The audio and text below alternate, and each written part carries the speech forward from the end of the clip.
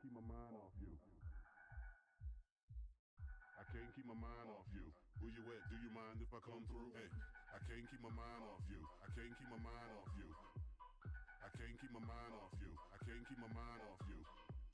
I can't keep my mind off you. I can't keep my mind off you. They call me Thomas, last name Crown. Recognize gang, I'ma lay mines down.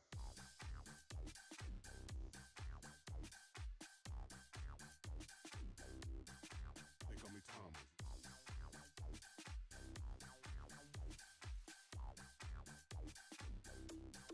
They call me Thomas. They call me Thomas, last name Crown. Recognize gang, I'ma lay mines down. They call me Thomas, last name Crown. Recognize gang, I'ma lay mines down. They call me Thomas, last name Crown. Recognize gang, I'ma lay mines down. They call me Thomas, last name Crown. Recognize gang, I'ma lay mines down. Gang, I'ma lay mines down. Gang, I'ma lay mines down. Gang, I'ma lay mines down. Gang, I'ma lay mines down. Hey, hey,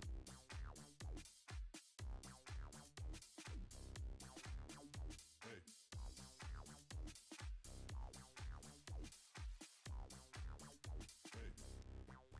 They call me Thomas.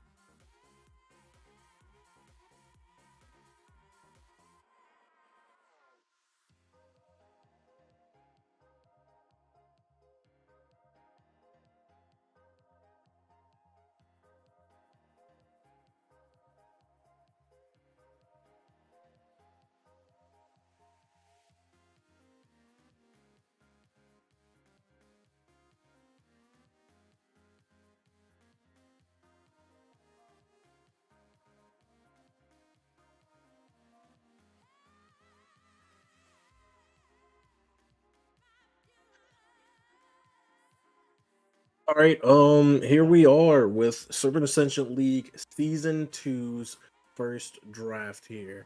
I'm gonna be one of your Lunar casters, Philo, and I'm here today with Froso.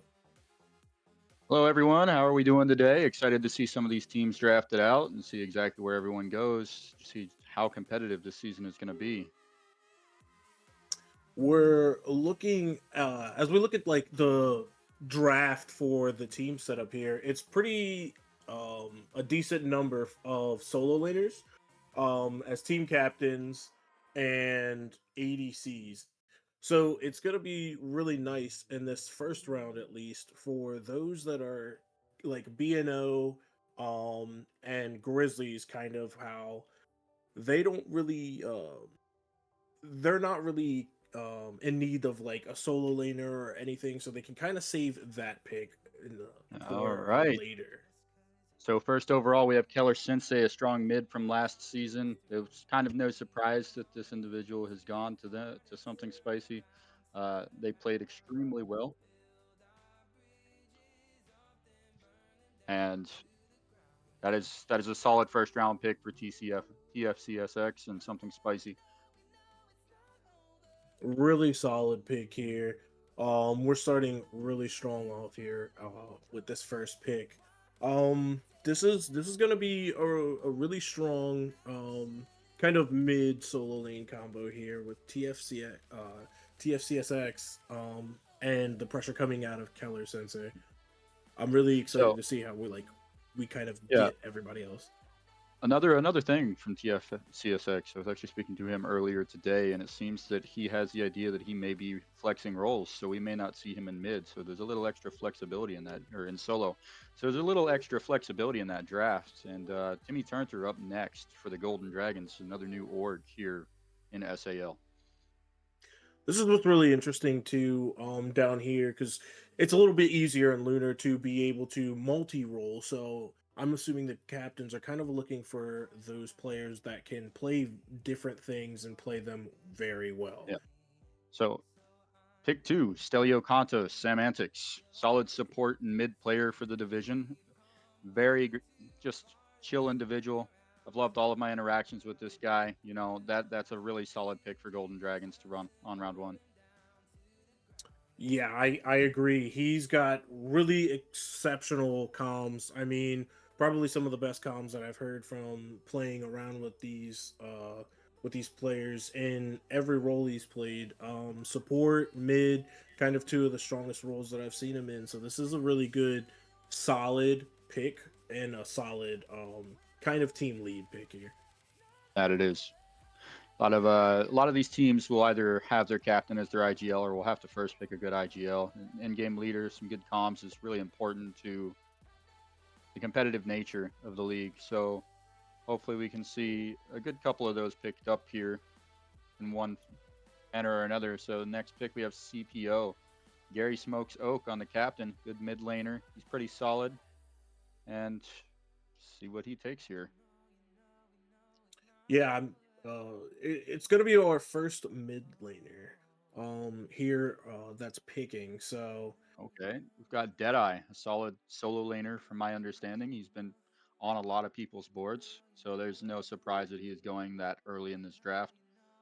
From my understanding, he has also been kind of just running the pockets of a lot of these players. So we'll see how he does. I'm excited. uh, really good front lines have been making a difference, and there's like a really strong Wick, picking here we're seeing.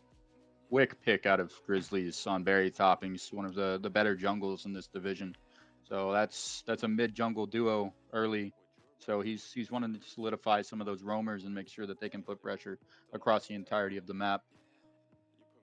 I'm wondering if Valhalla Vikings are going to pick a mid laner here in their first slot as well, because Death the King is the captain. He is a jungler, And and there he he's is. No surprise with the I'm trash pick. It's a mid laner. He's a solid mid. Not to mention that man is a diehard Valhalla Vikings player. He's not. It's very unlikely he ever goes to another org. yeah, that's a really great pickup here. There's a lot of solid pressure from all of the players here. Really great comms coming from each of these players. Really great presence that they have in all of the games that they are. And it's really these are really solid picks here. Yep. So moving into the next one, we have Nat 20 and Pritch Please, our first ADC captain making his selection. And I'm kind of curious with what he's going to go with here. I know the jungle pool is kind of narrow, but the solo pool is as well. So, there's actually only 12 solos and 12 teams on the board, at least on roll solos. So we have Juicy Jimmy in the jungle coming out. Really solid player last season. And I think that this is a good pickup for Pritch Please. I think this is a really great pickup because I have seen Juicy Jimmy can kind of play a lot of different roles. I've seen him play a lot of mid, so the flexibility in this pick is really strong. If he doesn't get exactly the person he might want for maybe a frontliner solo laner or support, he can always kind of It's a very strong flex player for sure. That yeah. opens up a lot on the draft in the later rounds. We have BNO with Shrimp and Shire. This man was no joke last season. Uh, he took MVP last season in ADC and was doing extremely well. And he picks up Sergeant Sparky, who has been making some showings in jungle down in Lunar. So that's a solid pickup for an ADC to take. I did see his Loki scouter last night. He played Loki and was 16-3. He did pretty well in that, so that was pretty exciting to see what those two do in a game together. Yeah, and here we go. Kappa Corporations picking up the Axolotl, solidifying kind of what looks to be Their front line. their front line for their. And the Axolotl is a really good pick, playing a lot of aggressive stuff. That And kind of matches. That definitely matches with Zandy. To be honest, I would expect to see him pick a lot of more forward picks that are going to play aggressive here. I think that he's going to want to really play just W key heavy with his team. yeah, and that's gonna be. I mean, it's a really great pick because the Axolotl can also play mid as well, and their mid picks are really strong. Discordia kind of given the extra push, extra buff, and that also leans into the high aggression that you said that you kind of want to see from this team. Here we Alright. are going That in. is. Hmm. Oh, good. Oh, good. So, yeah, the Axolotl I think was a really good pick. You know, this next pickup with Epic Wizard, it's going to be something completely different here.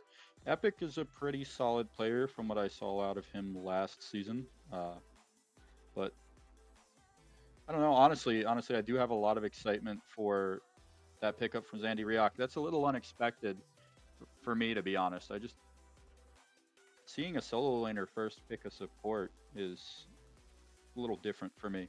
It's not something that we often see down here, somewhere like Lunar. A lot of people are going to fall into that, hey, they want a jungler or mid early kind of thing.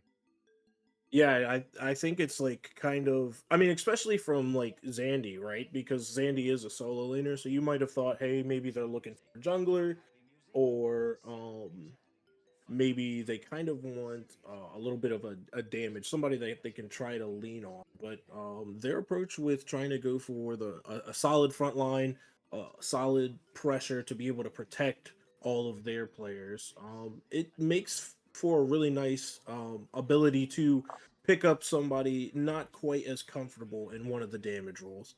Oh, it for sure does. What I've been told many times, and I will also say myself, is a good back or a good front line can make any back line look good as long as they are willing to follow up. So if there's just infinite amounts of space created for people to free cast or just to do as they please, you're going to see that a lot of the time. Yeah. But just as a recap for anybody kind of tuning in, now we okay. We do have something spicy with their first pickup of Keller Sensei. We have Golden All right. Dragons down with Timmy Turner picking up Stellacantos. We have Cyberpunk Otters picking up Deadeye. We have Grizzlies picking up Berry Toppings. We have Valhalla Vikings picking up I'm Trash. Nat 20 picking up It's Juicy Jimmy. BNO picking up Sergeant Sparky. And Kappa Corporation locking in the Axolotl. Now, Epic Wizard goes ahead and pushes his pick through for Woa, and he's going to go ahead and take Feisty. I'm not completely familiar with Feisty myself, so this is foreign territory for me.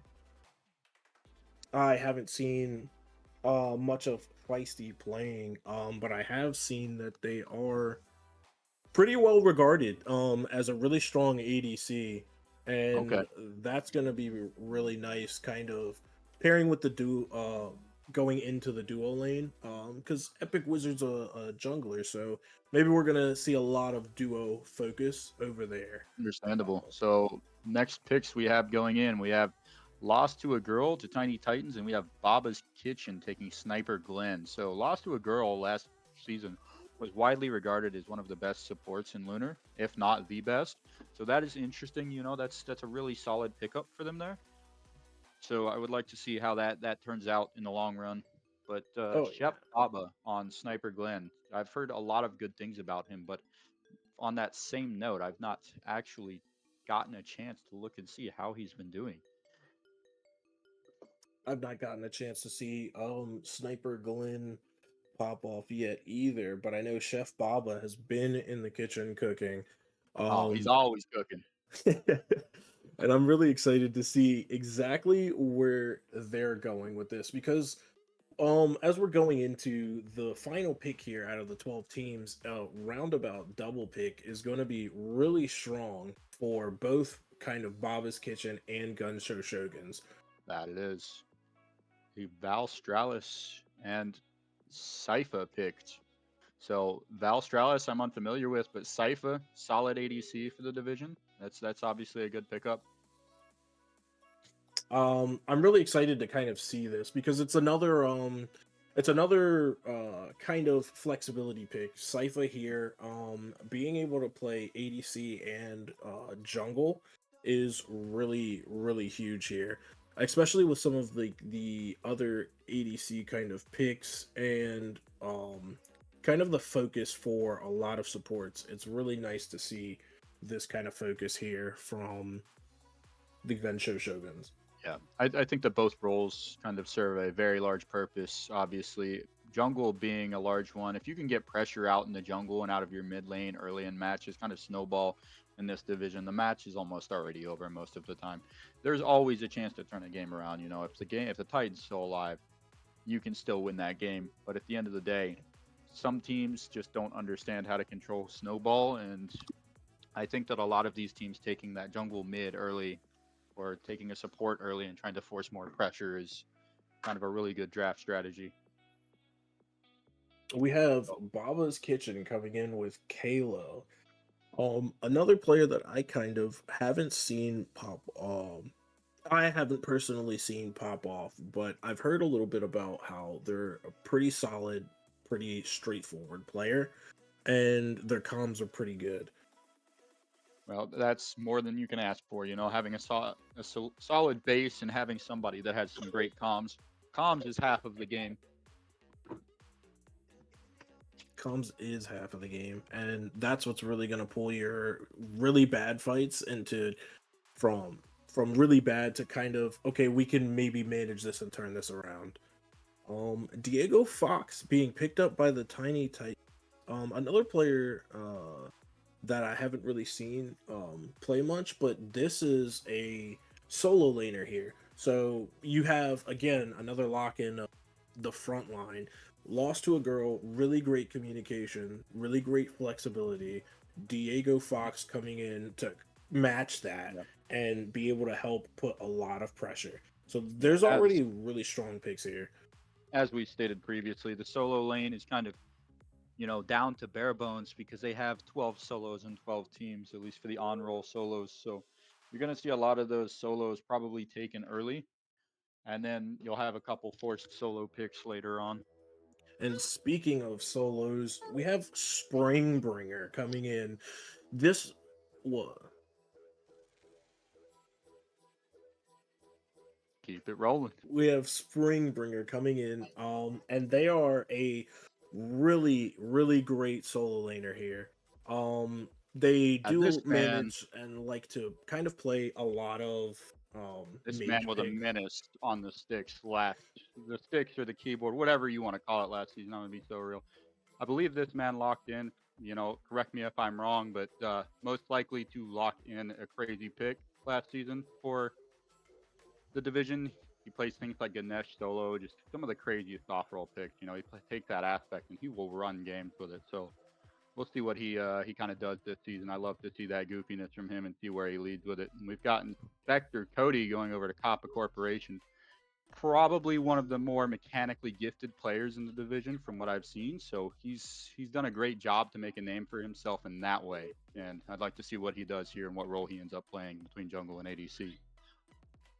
I do. I'm very interested in this Inspector Cody pick because I was talking about like there's a lot of players that have like flexibility. Inspector Cody is one of them. He's played in every single role, and he's done a good job in every role, demonstrating he can hold himself against whoever he needs to be. So he's a really great flex pick here. Den's Fire going over to BNO. That is a solid support pickup for BNO here and making sure they solidify a decent tank in the early rounds of this draft. This is pretty good here for BNO because now they've got a solid damage, solid DPS here. And I'm not sure if Shrimp and Schreier is switching roles, but I know he did play 80 last season. I think he might be playing mid this season. I'm not sure, but that I is would I would put my money on him playing ADC again. I don't think there's ever a world where we take Shrimp and Shire out of ADC to off roll him with the way that he runs that lane.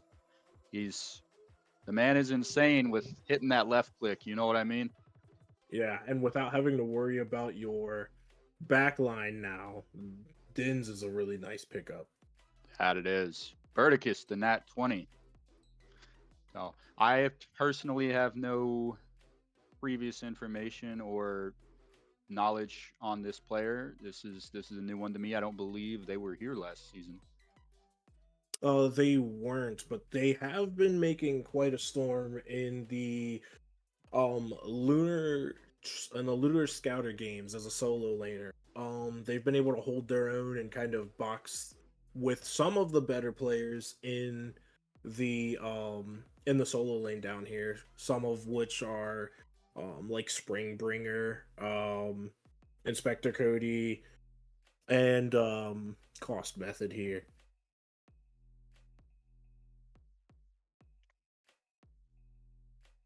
All right, so Nicodemus to Valhalla Vikings. That is a very solid solo pickup by them. That player has definitely shown a certain extent of skill because I know he was on quite a few people's draft boards. I haven't seen this player play. But I have heard like talks of them. It's really nice to see like all of the. It's really interesting actually to see all of them kind of locking in the frontline aggression, most and getting that front line settled down. Like you can see that Lunar's really valuing the Yeah. presence of the front line. So we have Real Techie going over to the Grizzlies right behind Barry Toppings. So Techie, I am unsure of his role. What information you got for us, Philo? I am actually really unsure of Techie as well. I haven't seen them play. Um, but I have heard a little bit of talking here. For mid and solo, they're kind of like a flip flop pick. But I'm gearing towards thinking that they're gonna be in the solo lane here Well, I on the guess this will Grizzlies. be Techie's opening season, and I guess he'll make a splash now. So good luck this season for you, my man. We'll see how that works out. Felipe, POV to CPO.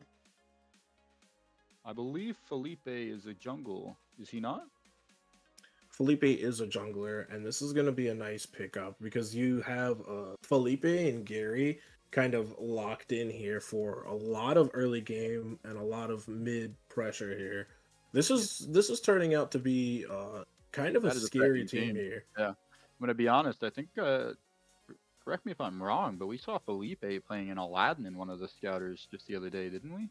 We did. One of the players in the Lunars that Wh- actually can One of the few that will play in Aladdin in Lunar, and he does it, you know, surprisingly well. So that's a scary thing to see going into this draft. yeah, it's a really scary thing. But speaking of strong teams here, we get the Lyrical. lyrical pickup here. Lyrical was on the winning team for Lunar Division last season. A very solid jungler, very very friendly individual. You know, I've kind of loved to see his play and his development, his growth throughout the season, and you know he's still looking forward to that. So see him, Timmy Turner, Stelio on the same team. This is going to be interesting. Right now, I think this is probably the scariest team here on the draft. I mean, Clerico's, like you said, a pretty good jungler. Stelio with really great comms, really great flexibility, and Timmy Turner with just a lot of aggression, a lot of lockdown potential. It's really Yeah. becoming a scary team here. Well, in all honesty with you, I think that okay. So before I get on to that, we have Afford going to something spicy, but I don't think I've seen him honestly. I do believe Afford is an ADC. Okay. Correct me if I'm wrong, but I've seen Afford getting some pretty good work down there in the scout. Wolfie pup on over to something spicy on the rap pick. That's a solid player with a good flex to their name. They have several roles they can play in, so we can see where that goes and just kind of see where TFC ends up flexing himself in the long run. Now, in my opinion, some of these teams, not just Golden Dragons or CPO, are looking scary. We've got some pretty serious teams for the division going on at this point. Like I have to give it to something spicy, BNO, CPO, and Grizzlies on this draft just from some of the names that I know. Even Kappa, because we have Zandy, Riok, and Inspector Cody on the same team. Zandy was a force last season in solo lane, and I mean, some of these drafts are just turning out to be insane. Honestly, Yeah, I'm still surprised that a couple players are still kind of in here. yeah, some And of that them still haven't on the been. board are insane. Yeah, I there's a won't lot name of any names because I'm not going to throw anything out there for people to be like, "Oh, I'm going to grab that." But well, I would like to personally see who's paying enough attention to get them. as would I. And here we go on the roundabout second pick. We've got Nyx 281 here, picked up for the Golden Dragons. This is My, yeah. really rounding out to be a very good team. So now we were talking about undrafted players currently. Well, there is cost method going to CPO, um, but there is some solar players that kind of got brought down into Lunar that are still undrafted. Particularly one that I think was a pretty good bench player. You know, I'm maybe even a best sixth man if you know what I mean. Yeah, and it's crazy. Like speaking of some of the players that haven't been picked for having cost come through here, um, is really baffling to me because they're a really strong support and solo player. They can play both really well. They do a great job frontlining. So to see them kind of go this far is undrafted is pretty Yeah, interesting here. that it is. And then we're looking at Krolin. I do believe that Krolin is a mid player here, but That's let me double check. It could be either, to be honest with you, because I know Flyer was considering playing mid as well. And we have Jorkin going over to Valhalla, the best name in Lunar. Jorkin them softly, working his way on in as a support for Valhalla Vikings. Love the guy. He's goofy. He's a good player, and he's just a great vibe to be around. I'm just wondering how that vibe's gonna turn out in VV over there. They might just be laughing their way to some wins in that game. Yeah, I mean their team looks it's just full of good vibes and good players. I am excited to see what else they're gonna do. Jork and them has been a really great support player in the Lunar Scouter, so I'm excited to see them do really well on this team. We're going into Nat 20, picking up their fourth pick here. There's still a lot of good There's still a players here on lot the of list. talent on the board. There definitely is.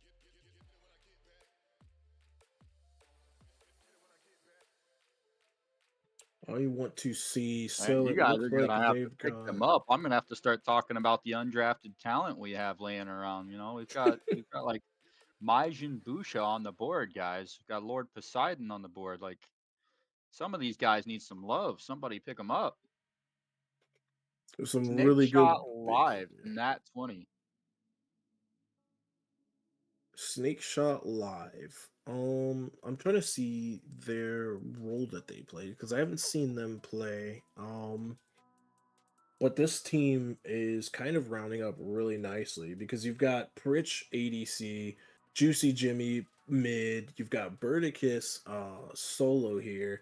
So Snake Shot Live could be a really great Yeah. support or a jungler here. Honestly, yeah, this is either way. Like, there's so much flex on that team right now, apart from Pritch being hard stuck in ADC. Like, I'm sorry, Pritch, we love you. You're in ADC jail. Stay there. Um, but like Juicy Jimmy could be mid or jungle here, and then we have that potential out of Snake Shot flexing his roles as well. So there is still some reasonable flex for that last pick. And rounding out the front line here for BNO is going to be Germania. Really nice pick here. Germania, Dins and Germania, kind of a really strong front line. yes, Really interesting to see Germania how. definitely a fresh face to the scene. I feel like they've had some time here, but a person with a lot of potential. I personally got to play a game or two with them, and they have a lot of potential, and that is something that I've been able to tell through that. They have comms; they're a little shy about it, but solid player. There's a name that I mentioned, Lord Poseidon, going to Kappa Corporation, a mid laner out there with Inspector Cody and Zandy Riak. I'd like to see how that turns out. He was actually a player for my team last season in Solar, so I'd like to see how he does here in Lunar with these guys. A really nice pickup here for Capricorp. Lord Poseidon has been a really great problem in some of these scouter games. I mean, every scouter game I've seen him play in, his presence is always known. And that's going to be really nice for kind of adding to this potential power here in Kappa Corporation. Because it looks like we've got the front line locked in here and we've got the jungle and mid. So Kappa Corporation is looking here for really strong ADC. Woa locking in I Perez.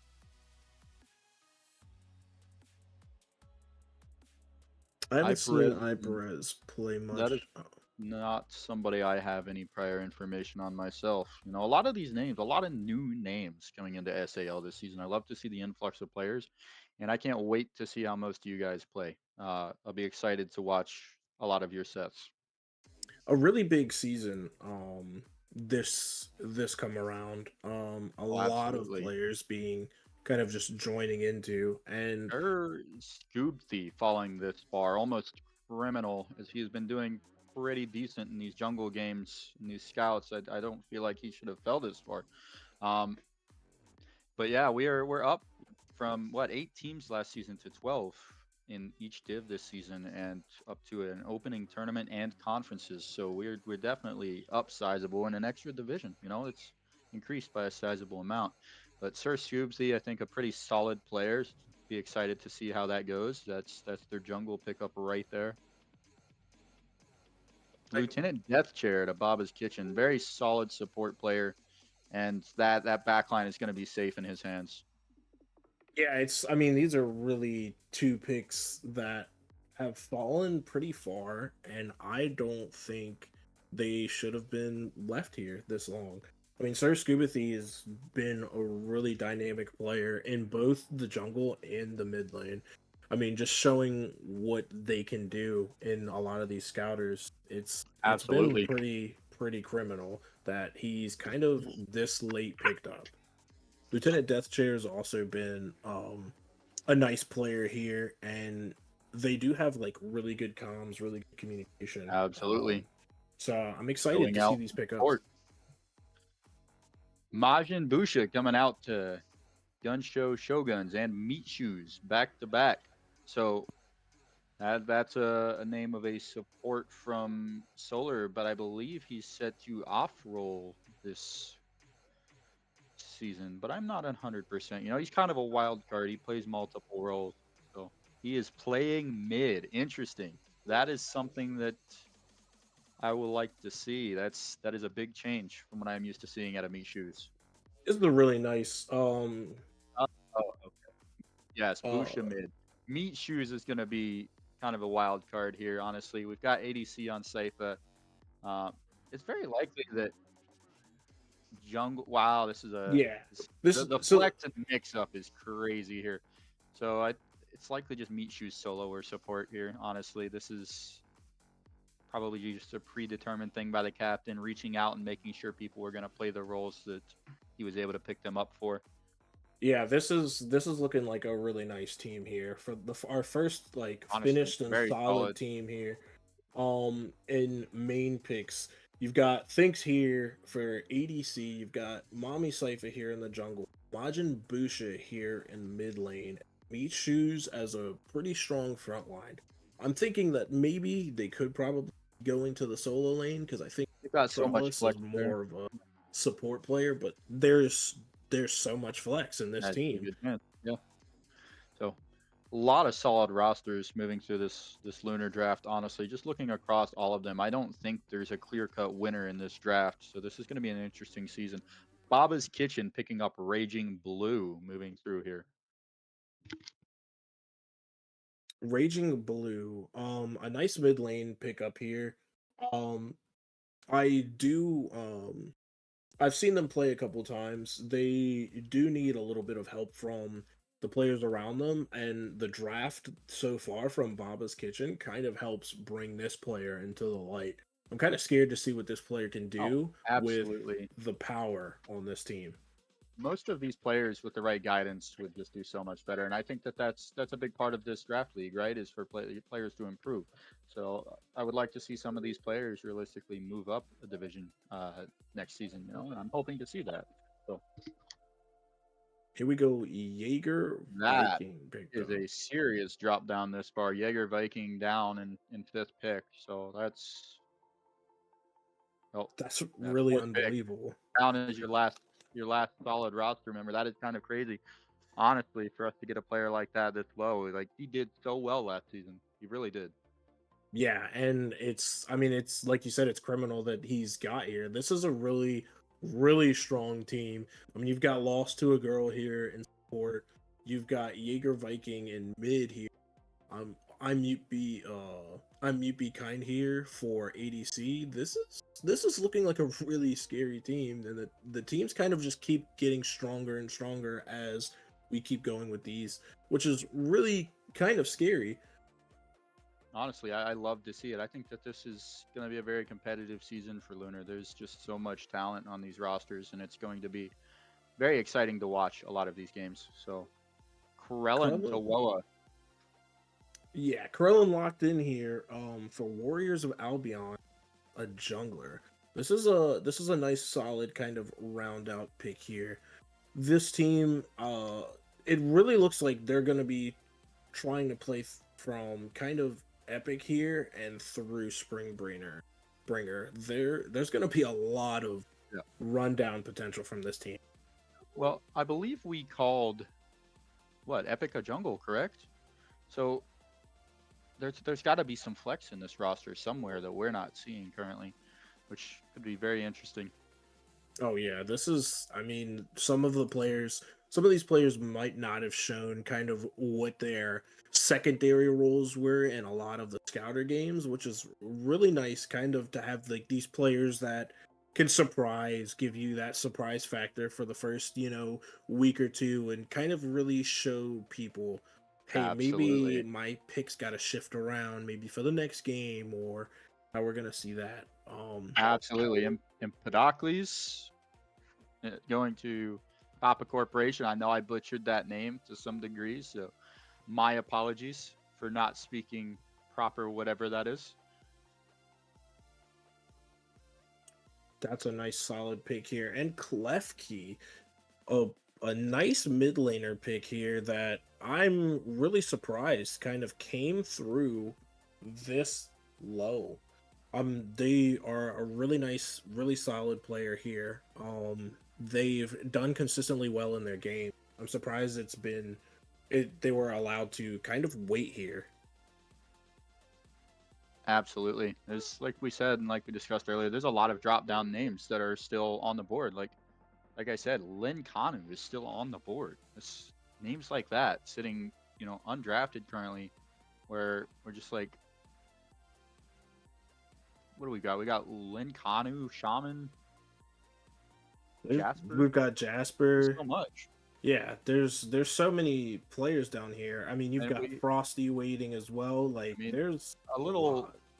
lesser known name because like the team didn't have a great season last season, but Johnny Navy 95 moving over to Reckless Johnny, and he's undrafted. Had a decent season for what his team did last season. That was as a jungler. Given he did sign up, I believe, as support jungle this season, but he did say he wanted to play tanks. So there's a lot of flex and strong picks left on the board. So Buddy Rabbit and Zenpai in support as well still left up. So we have a lot of different possibilities here for these teams. Like there's so And much. speaking of Zenpai, he's just been scooped up by Nat 20. I There mean, he a goes. lot of these picks are, it's criminal that a lot of these players are down here. I mean, great comms, great pressure. Zenpai, if he gets steamrolling, it's ridiculous. You can't really stop him. He's always putting his team. He's always getting his team that steamroll advantage. So you really have to crack down Love to on see that that. dual lane. Those are that kind of play is always exciting to see. Oh, A couple more names down here. Just, I mean, from the roster's kind of already built here. Softball Blaze, a really nice player. Mid carry player. They do really well. They just kind of need a little bit of a push and a strong push from Death of the King, kind of the help in that jungle is mhm. exactly the kind of push that we need to see getting Absolutely. softball Blaze. And that's, I There's mean, wonderful pick here. honestly with the picks left on the board, I wouldn't be surprised to see some people picked in those sub rounds moved up to starter positions. Honestly, but Buddy Rabbit coming out right there, as we just mentioned him, solid support, very solid support. Solid support. I'm really surprised that they've been let to kind of sit back here as well. A lot of these nice front lines, like with great communication, great skill, great stuff, are kind of just sitting back, and I'm really interested to see maybe some of the picks are for their secondary roles here. Um, as we continue, because Buddy Rabbit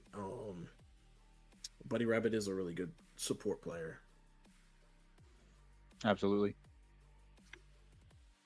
I'm interested to see with what we have left, what Cyberpunk Otters is kind of thinking, because they've got a pretty good front Got line their here. mid, their solo, got their jungle. What is cosplay? Cost plays support and or solo. So Oh, there's their Jasper ADC. Chance, that's a Jasper really coming huge out. pickup. You said you saw Jasper play last season. Hmm? No, no, I saw Jasper in some OSL play. I have not currently seen Jasper play in SAL, but I think that Jasper has a lot of talent for the division, and I would like to see how that team plays. This is going to be a really strong duo lane with Jasper and Cost Method, like a really strong high pressure team here. They Cost Method can play a lot of flex picks, so Absolutely. it's gonna be a really scary duo lane from this team. Yep. Uh, in all honesty, I think that some of the more threatening duos here are going to be like CPO, Nat 20, and BNO. Like we have Pritch Please paired up with possibly what is it, Zenpai, and we have CPO, Cost Method, Jasper Chance, and BNO with Shrimp and Shire and Densfire. Yeah, this is gonna be a really interesting season here in the duo lane. We do see Shaman, ex Shaman Shaman going being picked to up Golden to Dragons. for the mid lane here, so that's gonna be nice. That's gonna be nice. That will be. Now, honestly, I'm excited to see how some of these people compete against Keller in the division, with Keller having kind of set the bar last season in mid lane. Yeah, it's gonna be really interesting because there's gonna be a lot of pressure for these players to kind of make their name here, and even more so Will be. for a lot of the returning champions because we do see the returning champions kind of spread out and That they are. not really on the same team. So it's gonna be a really nice competition here to kind of see going to come back for that second win. Absolutely. Something spicy, kind of taking their time to look through the remainder of these players. I mean, we do have so many strong players still left, just kind of hiding. I'm surprised one player that I've seen that hasn't really been picked out yet is like Celeste Wish. They do pretty great in the solo lane, and their communication is really strong. So I'm really surprised that they haven't been picked out. Focus 407. Believe that is a jungle pick, no? Focus 407 is a jungle pick, a nice kind of flex pick here too, because I believe they play Red ADC as Rosy well. Panda. Yeah, there's a lot of flex potential and kind of roster differentiation on something spicy. But I'm surprised, honestly, to see a jungle pick up there. That means that TFC is kind of solidifying his place, most likely, in the solo lane. Yeah, this is really nice to see because they've got a lot of variety. So kind of setting up to say, okay, I've got two players that can play jungle pretty well, and they have different varying pools. So you can choose, hey, I need you to kind of pick up this game for us. We want to run maybe a Hun Bats or something like that to kind of like lock down things. Or hey, maybe we want to go out Absolutely. on all the kills here. We want to do a lot of executes. So run a Thanatos, switch players. Like that's a lot of nice diversity here. Absolutely. If they have a better god pool for whatever match they think may be coming up, they can kind of swap that off. To be honest, I'm not big on swapping players myself out of main roster. I like to find my roster and stick it because I feel like too much variation can kind of hurt a team. Now, Len Kanu being picked up in the sub rounds for Golden Dragons. Hey, man, you're going to get that best sixth man once again. Love to see it. Yeah, Len Kanu is just a really great player. I can't believe he's here. Hold Um, that legacy, Len. You've got it. so so astonishing. Um, but that's a nice pickup here for the jungle. So Absolutely. I'm really not Honestly, excited he's to see. a great. There was a reason he was gifted best sixth man in solar, and he really just flexed anything that that team needed at the given time and played it to a decent degree. So Frosty 55 coming out in the first sub round for CPO, pick Frosty 50 51. Frosty 55 is a pretty strong player here. They play ADC and they play jungle. A lot of the pressure that they come or that they play with comes from like their Donzaburo pick. I mean, Okay, great Donzaburo yeah, pick in the jungle, honestly, love to really see a nice. decent Donza hanging around in the jungle. Never know when that character's gonna come flying out of the woodwork to just one shot somebody. Cat Dog Gage Man. Not familiar with you, but I loved the cartoon. I do. I love the name too. I'm not really familiar with this player here, but they are a solo support player, so it's gonna be nice to see kind of where they fit in on this team here. Absolutely. Grizzlies is rounding out pretty strong. From any of these teams that you see so far, what's kind of like the one team you're kind of scared about? I don't honestly have one. They're all so well rounded that it's difficult to say that I'm worried for the rest of the division about any one team. There are a lot of There are a nice lot players of here. strong rosters here, a lot of them.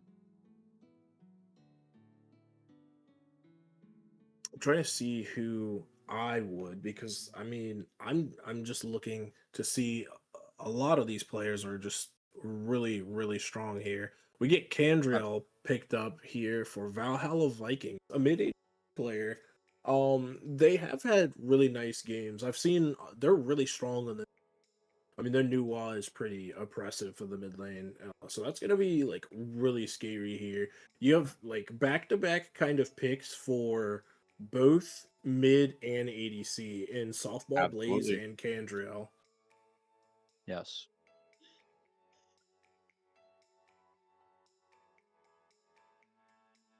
All right, Nat 20 with their pick here. So a lot of these rosters, honestly, they're shaping up really nicely, like we discussed. Like there's so many people that are playing at the same level here. I think that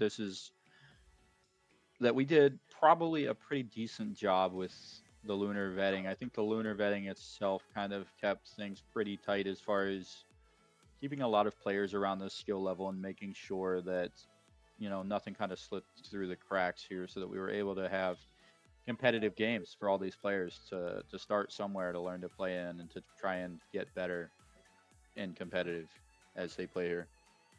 Yeah, there's a lot of I can see kind of just a little bit from what each of these players are picking, because there's a lot of teams that kind of have really strong, like one or two maybe really strong players that have great communication, and then a kind of other players that they might not have that great communication, but their That's mechanics are just that much better. Like there's a absolutely. lot of variety going. I I think that the upside that having players like that, right, having a couple players with the strong comms down in this division allows those other players that have not yet learned to communicate effectively in competitive play to kind of learn from those players so that they can take that next step. Now, mechanics is always something you have to work on an individual level, and you get it over time or you don't get it.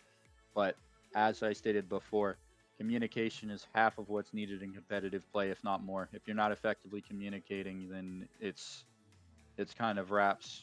Once you get into higher levels of play, you need to make sure that you're effectively communicating with your teams. Reckless Johnny Navy 95 coming out to Nat 20 on that 54th pick. I believe Reckless Johnny is a support player. So this is gonna Now, be this is he gonna plays be he plays a little bit of everything, support, solo, and jungle. He was a jungle here in Lunar last division under the name Johnny Navy 95. so that's kind of another strong pick here, kind of for the duo lane.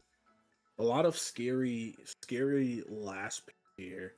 Um Honestly, to kind of show strong you. sub to kind of round out that round. Honestly, for Nat 20. Wolfie the name 241 to BNO.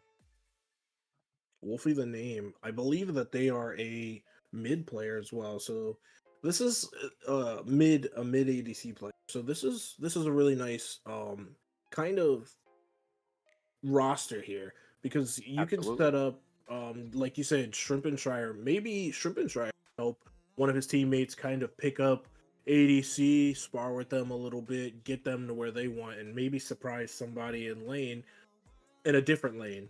There's a lot of flexibility here that we're getting. Absolutely.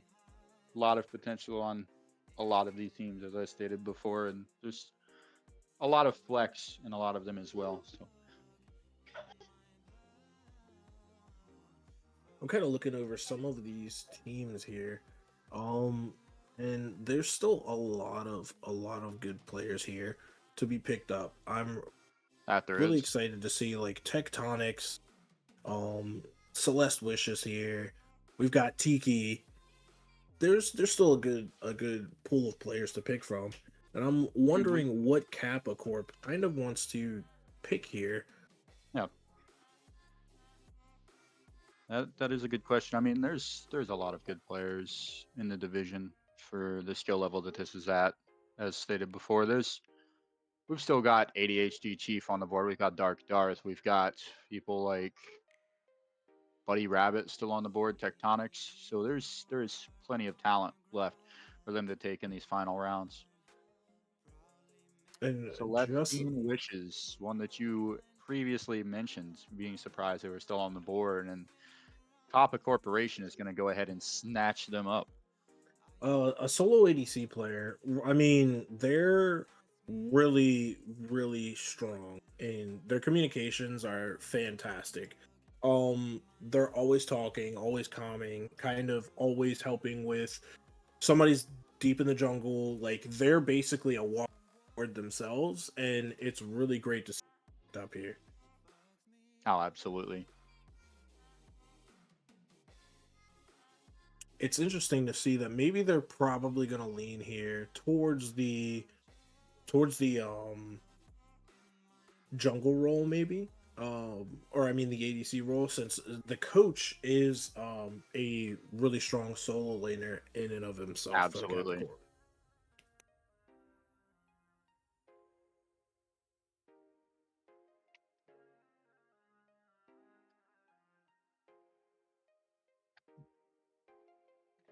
So for Warriors of Albion, they're gonna lock in Deathrain.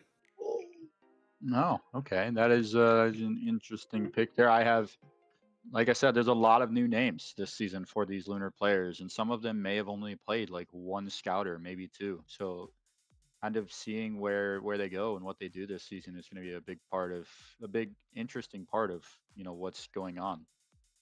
Yeah, mid ADC pick here for Warriors of Albion. It's a nice pick here. And a lot of new Absolutely. names kind of ready to just bring themselves out and show that they're ready to roll. Like, hey, you might have picked me way later, but I'm gonna show you that I'm a top I'm pick worth that main contender here. slot. Oh yeah.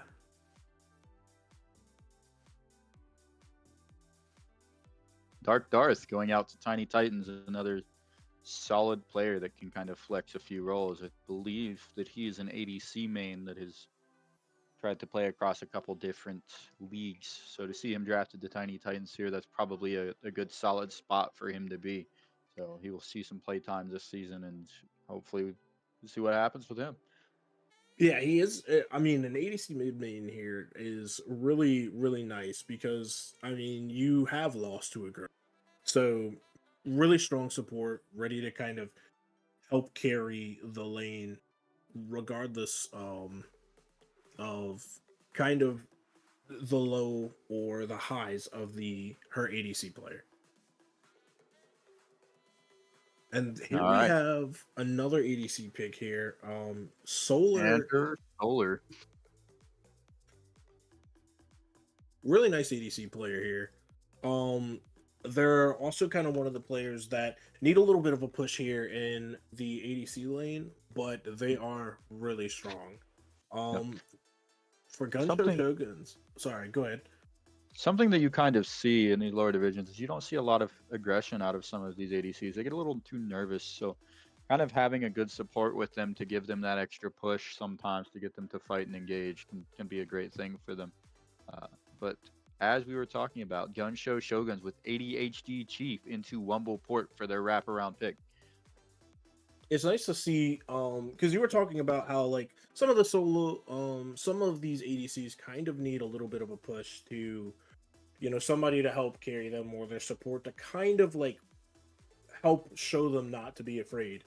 ADHD Chief is absolutely not afraid. ADC Absolutely. solo ADC solo player, they are ridiculously aggressive. It's kind of interesting to see them having been picked this late. Tectonics, a good support mid player here. Really, really interesting to see them picked up kind of this.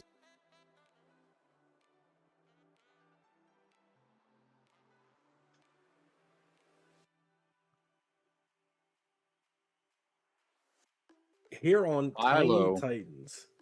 I don't know, but I think that Philo person might be a goat. That's a hell of a late pickup. That's a crazy late pickup. I don't. Yeah, come I on, mean, guys. this We got to Philo get more person. value here. Let that Philo person fall here. That's kind of insane. But Tiny Titans with the steal. Tiny Titans with a steal, indeed. We're gonna see what Warriors of Albion have. Um, it's very interesting to see what they're going to get next, kind of. Because a lot of the players that we did like kind of talk about, that were like left over, like Celestine, and Candriel, they kind of have like their little ones and twosies of like they're good players and they have this really strong benefit. The rest of the pool is kind of just uh we've got really good players. Absolutely. And that's what I'm looking forward to kind of see what these where we're gonna get like our this line of final picks where they're gonna kind of get out here.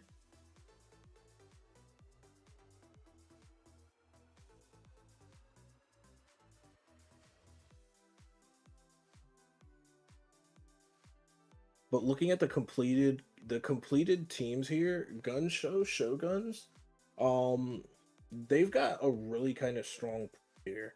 I'm really interested to see what Meat Shoes, ADHD Chief, and Mommy Sypha kind of do because Mommy Sypha, really strong Absolutely. jungler here. Um, Meat Shoes, really nice pressure, and ADHD Chief, really nice pressure. So having pressure, like really strong pressure in two separate lanes, letting you kind of focus down the mid and just really dominate in that mid lane is kind of scary for that team. You are correct about that. There's there's a lot of strong roaming threes, to be honest, in these teams, and I'd like to see how those roaming brawls kind of go in this division to see if they're fighting over objectives or if there's just a lot of constant fighting. It's something that I'd like to see with some of these teams coming in. Kappa Corporation thinking for their last pick here. They do have a lot of solid communication on their team, and like you said, communication wins games. Um, and they have really, really great communication out of all of the players that they've picked, and it only gets better as they pick I'm Veos. Veos Absolutely. is a nice solo laner. So I'm just excited to see what they've got going. Uh, Moving into B&O's final pick for the Lunar draft. Let's take a look and see what Shrimp and Shire's got on his mind for this one. They already have a really, really strong kind of main roster here. Really, Absolutely. really powerful and really, really frightening. So to kind of round it out is going to be really interesting. I mean, we did talk earlier about how a lot of some of the later picks are kind of like, okay, I like their god pool, and they kind of have a god pool that's opposite of what we have going on now, and it only really acts as a stepping stool here. That it does. I'm new and learning coming out to B&O on that final pick. A solo main here. So this is a nice flexibility you have because we've got Clef Key, a mid solo kind of main here, and you've got I'm new and I'm learning here, another solo pick. So there's a lot of good options here for solo players for BNO.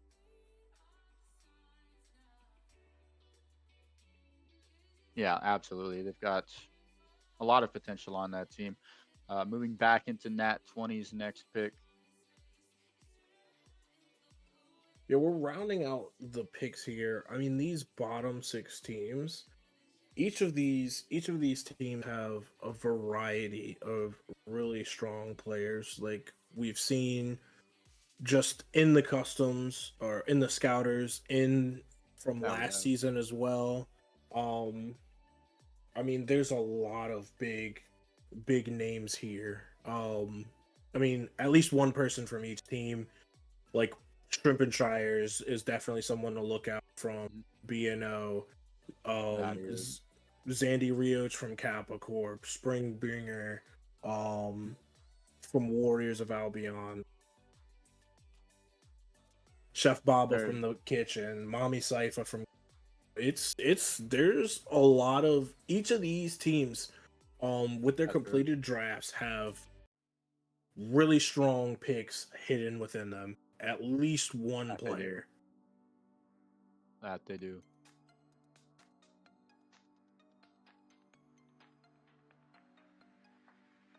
We're looking here at Vertigo here as the final pick for Nat 20. It looks like they're a solo player. Um, so this is pretty strong frontline option that That that it Nat is. 20 have seemed to. They said, okay, we have really strong ADC, we have really strong jungle and mid. let's kind of boost our frontline options more and see what we can do here.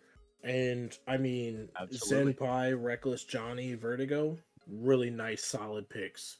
Varying That they are. pools, varying. You've got two players that are super, super aggressive, and another player that plays a little bit more passive. So you've got the options, the flexibility. I'm really excited to see what Netsman is going to be bringing here. Absolutely. There's, like we said, so much potential between all of these teams. And Mind's Eye TTV going over to the Grizzlies in that last spot. Bria Hayes for the Valhalla Vikings as well for that last spot. So there's nice wrappings for each of these teams. That there is. There's a lot of just A lot of variants, a lot of a different. lot of variants. Yeah, I mean it's looking really good. I'm excited for this Lunar season.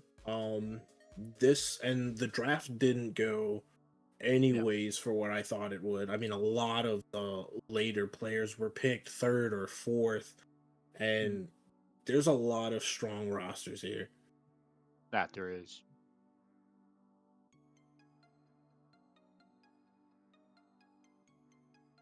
We've got Soul Reaper here going down to the Cyberpunk Otters, an ADC mid main.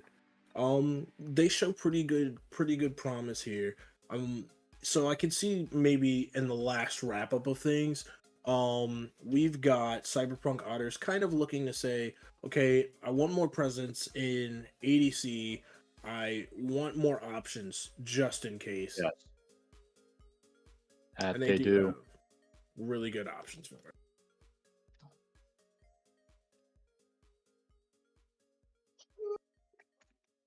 So far as I look through, I'm looking, and I think it's really interesting to see kind of like two really nice teams here. We see Golden Dragons and Cap right above Capricorn. And I want to point these two teams out here because they have what I think to be some of the strongest kind of vocalization in their teams from all of the I a know. lot. So I think that personally there is a lot of vocalization on Golden Dragons. I think there's a lot of mechanical skill on Kappa Corporation.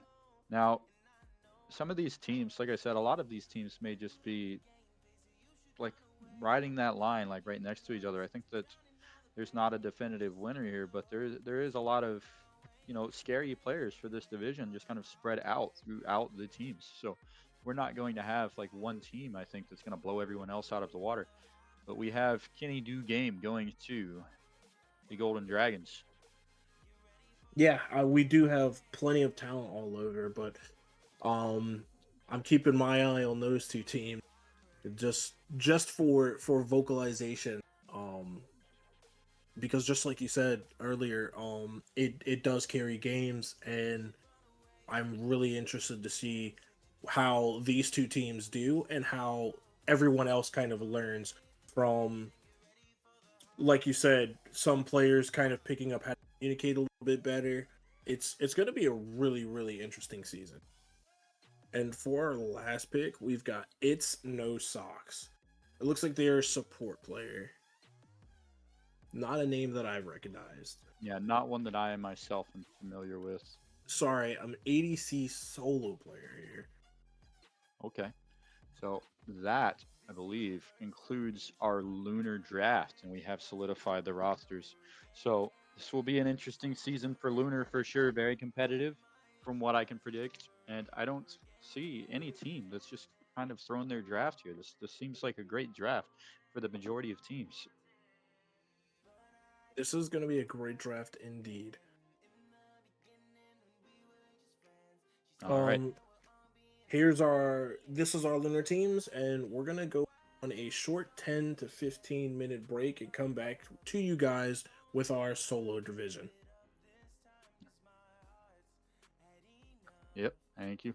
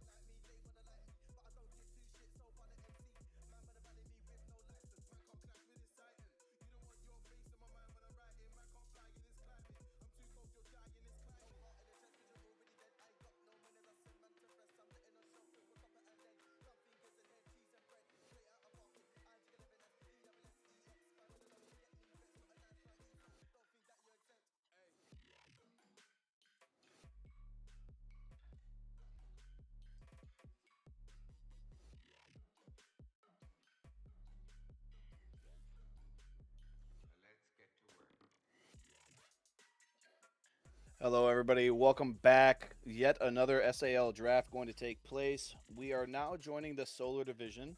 I am Airborne, and I am joined with Sypha still on the sticks, and then Mr. Pringle Imperialist, the org owner of Something Spicy himself.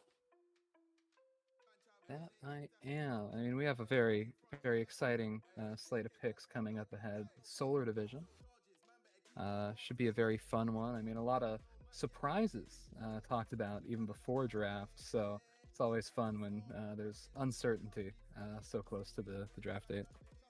No, I'm with you 100%. I think a lot of the captains, you know what I mean, like looking almost exclusively at Rivers, like to post the tier list every single time that they're a captain, and then they end up taking the guy that they've got ranked at 21st in the role. So even the information that they put out is usually just complete bait. So it'll be Yeah, interesting, like you said, just to kind of see where this stuff goes here. Like, for example, NXT Umbreon here with the first pick. I mean, what, for the last 2 weeks, people have been saying that's warm whole milk, and then boom, right off the rip, it's going to be the Flash. it's Flash. That changed, I think, about within the last week, where it became some certainty with Flash. I expect we're going to see a small run on junglers at the beginning. I agree. As I there's agree. certainly a view within the captains that I've talked to and heard about that it seems like there's tiers of junglers, and you really want to get into that first tier. Um, and so that's what we're very likely to see here. Flash, of course, a very good player, also has some great flex potential into ADC, also looking to be very strong in that uh, role as well. And the Nugget coming not long after. I mean, Yep. jungle after jungle. I will say Nugget did call his own shot when he was arguing with Aphrodite's chair in Solar a couple days back. He did say, with no uncertain terms, that he was going second overall, and clearly maintaining the truth to his word and going there at that second pick. And then a name that we've seen almost for, I guess, 5 years now. Big Black Banan going to be taken third overall. Another really good player. And you keep talking, like you said about the Flash, that flex potential. Banan's played ADC. Banan's played mid. He's played some solo. Like, you're taking these picks, 12 team draft, right? I mean, you're not going to see Otters rope back around until pick 22. You need to get some flexibility some point in your draft, and these teams choosing to take it very early on. Big Black Banana. Yeah, one like you said, a staple. I believe started his competitive career on Something Spicy those many years ago. Uh, and Wormhole Melt coming out, looking to be one of the top solo laners in the division. There's been a lot of hype around this guy. Been doing very well in OSL as well. Certainly contributing to a great draft stock here. Uh, should be a very nice top two from the Grizzlies here. I expect to see those that side run a few games. Yeah, I mean, like you said, Wormhole Milk probably going to be one of the best solo laners here. Having a pretty decent campaign in those other leagues definitely makes you look even more draftable in the different leagues as they start up. Wormhole Milk, I mean, guys have been telling me that he's performing. He's beaten all these other people who are in this draft pool. So if you prove that you can beat these guys, man, the captains are going to start recognizing it and going fourth overall, kind of proving that point. And then another org owner, Sukake, my good sir, is the gun show over there with Juan Tiflas, going to get taken in the first round by Mr. Phenomenal Rich. Phenomenal Rich, a lot of complaints about the supports this season, but in his defense, I don't think Suk was one of them. So he's at least staying true to his opinions about these supports and taking him right there, the fifth overall pick. But SAL, one of those unique leagues where org owners do not have to captain or play for the orgs that that they're in, right? So Suk, org advisor, org owner for Gun Show, goes over to Nat 20, and we'll probably see a couple of these other guys, myself included, that'll end up on a different org's team. Also, one of those players gonna break the mold for support. Oftentimes in draft league, support is going to be picked later. Arc coming through a very strong mid laner for the division. Looking to be one of the best. He So did say he only wanted to play with Rivers, though. So we'll have to see. Sure, it was just a meme, right? But Skyrim Master taking the risk at 6th overall. 2 picks away from the fated reunion of Rivers and Ark. Not going to make it happen. But I agree with you. I think he's going to be one of the best, if not minimum top 3 mid lane players this season. And then Noxus, another name that has been around for a while. And yet another solo laner like type of flex player. Noxus also obviously just like Big Black Banana playing in several roles. Same with the Flash too. So right now you've got 4 names, including Wormhole Milk, that were associated with that top of the solo pool, gone in the first 7 picks. Now Noctis Rivers, is almost certainly playing jungle on that team, with Twin Mineral being a I assume, solo yeah, player. yeah, Twin Froggy, roll. Oh, Froggy, another very 8. solid jungle ADC, I believe. Could be going into either of those roles, depending on what Rivers wants to do with his own backline. Guess we will have to see how that team develops. I am instantly a little intrigued by it. And then Krusty's falls to 9. Okay, so like I've been gone a couple months, right? You know, my opinions on people are a little bit dated if I haven't seen them in the various little scouts. But I mean, Froggy was a guy, you know, a couple months back who, if you told me he would have been taken first in Solar, I wouldn't have been very surprised. And then Krusty's also a staple of first round and early first round picks at that, goes 9. So back to back, very, very good players. And then Farthuffer continuing it. So far, 10 very solid picks. Yeah, very solid. I mean, looking for a solo pick, go in that direction with as Baba's Kitchen, looking like a very interesting that Farthover fell this far. I mean, you heard a lot pre-draft about being one of those top solos. I really would have expected him to be gone by now, but Bob's getting a great value pick here towards the end of the first round, and with Fro up. Alteric gets taken pick 11. Played over at OG with us last season as our mid laner. In my opinion, had a very strong case for the MVP vote. I'm not sure where he ended up finishing in that, but he was definitely, at least what I thought, the best mid player. Granted, definitely some bias there as his ex Oregoner at this point, but very good player. Vibes are usually pretty solid around him too. Not a very big like complainer or something like that, but he's also not. He's not shy about telling someone how he thinks. You know what I mean? If he thinks that you could do something better, he's going to let you know. And Fro also one of those players as well. So you got 2 very strong and very motivated players right there in your captain in that first round selection. And I mean, picking at pick 14 as well, definitely a chance that they could get a third player there to do pretty well. I mean, they've got both their back line, unless Fro is going jungle, which I don't know about that. I've talked with Fro a little bit, and he seems very set on the jungle pathway. Got it. I believe he said that he hates ADC, so I would be very surprised to see him return there, with how much he's been hitting the Qs in the jungle role. Yeah, when a man says he hates a role, probably shuts down his want to play in it. At the very least, the jungler picking a mid super early, not too surprising, and prioritizing what they get. And I mean, Fro and Bolt played against each other, I think it was twice last season, so very familiar with each other's game. And it looks like Worm is going to pick himself for Gaio in the first round. So we have our first Oregoner going to his own team.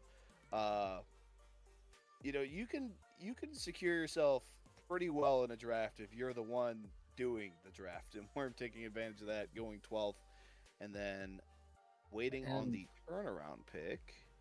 And it'll sometimes as well, Oregoners will just draft themselves completely out of draft stock, but I think Worm is perfectly fine to go here as Primal. No, 100%, yeah. That is looking like a pretty strong front line with a backliner. It's a pretty common combo, you'll see. in these Usually, draft leagues.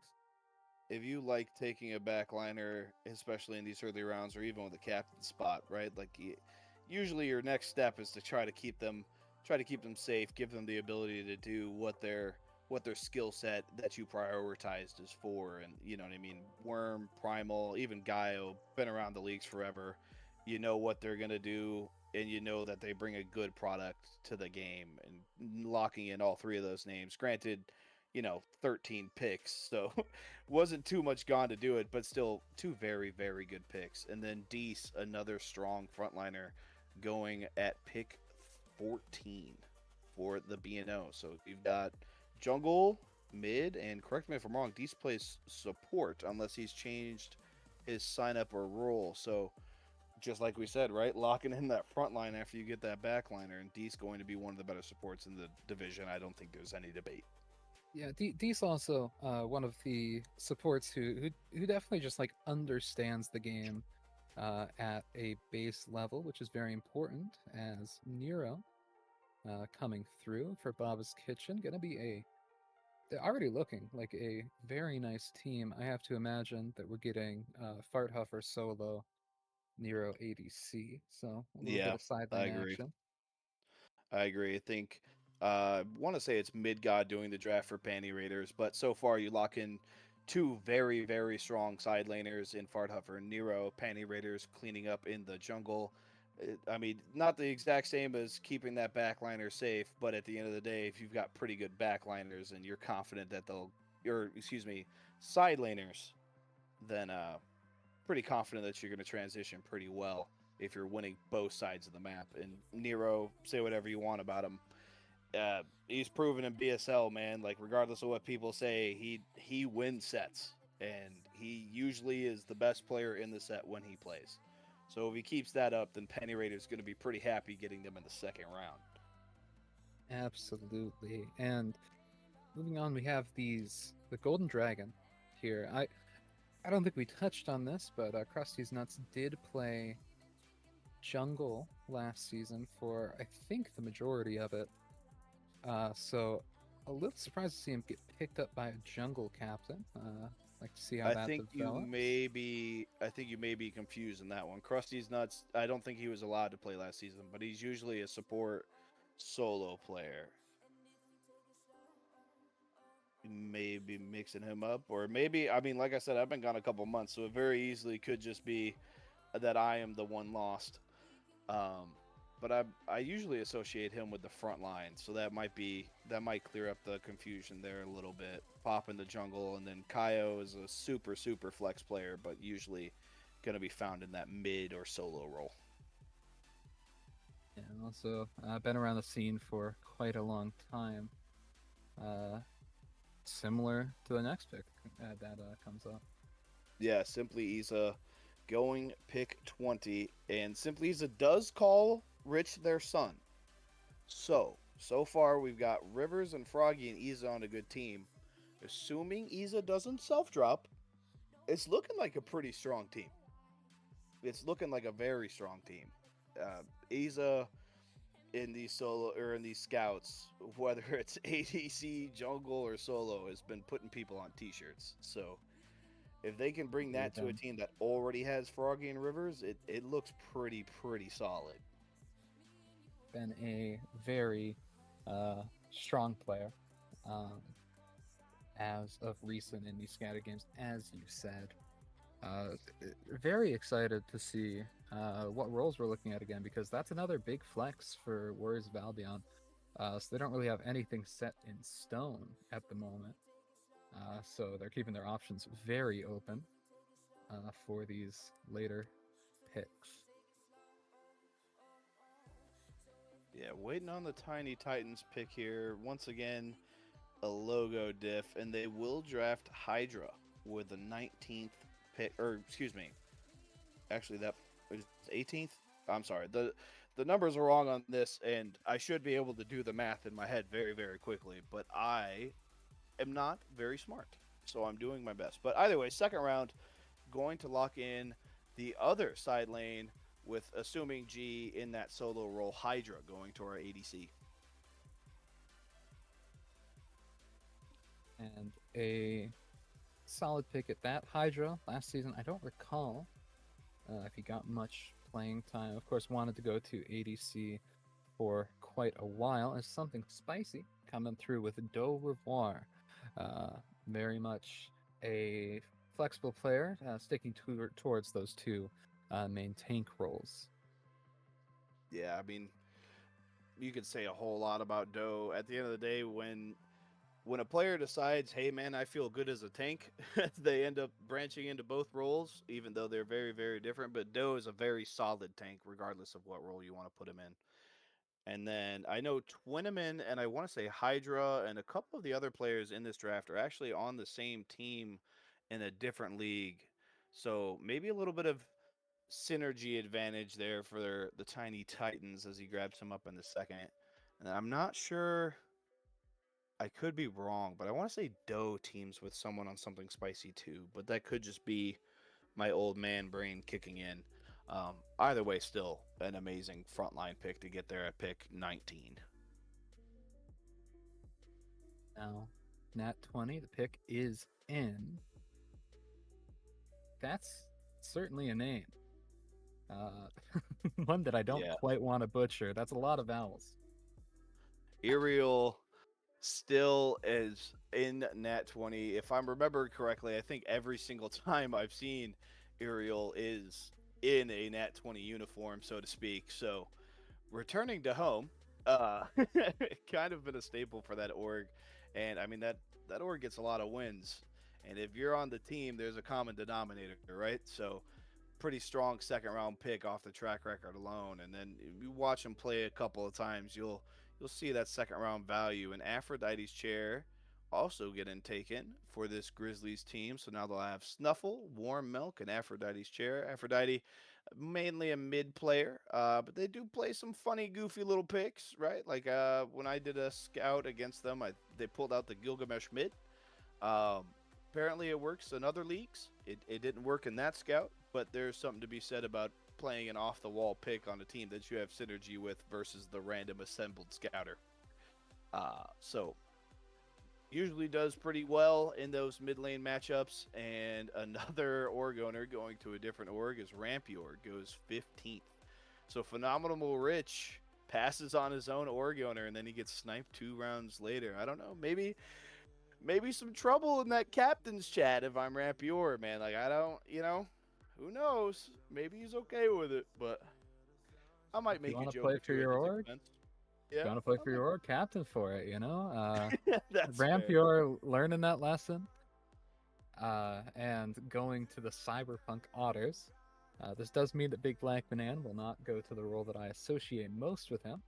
And solo, very likely. No, I think this almost exclusively puts him in that mid at this point.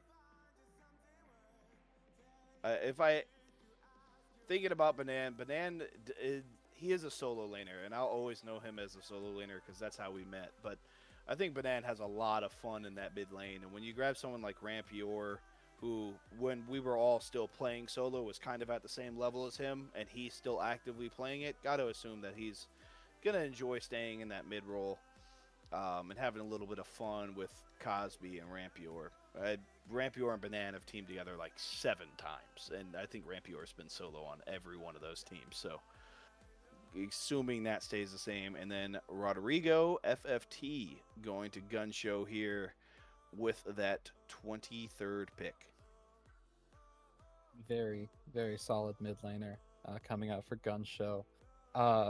Foregoing taking any of their tanks early on. Going to be very interesting to see what they're left with in that regard later. I mean, Ethereal coming through as well. That's a name that's also been around for a very, very long time. And that should be the mid 3v3 for this Kappa Corp. Depending on what they go here, this looks like a really, really, really nasty team.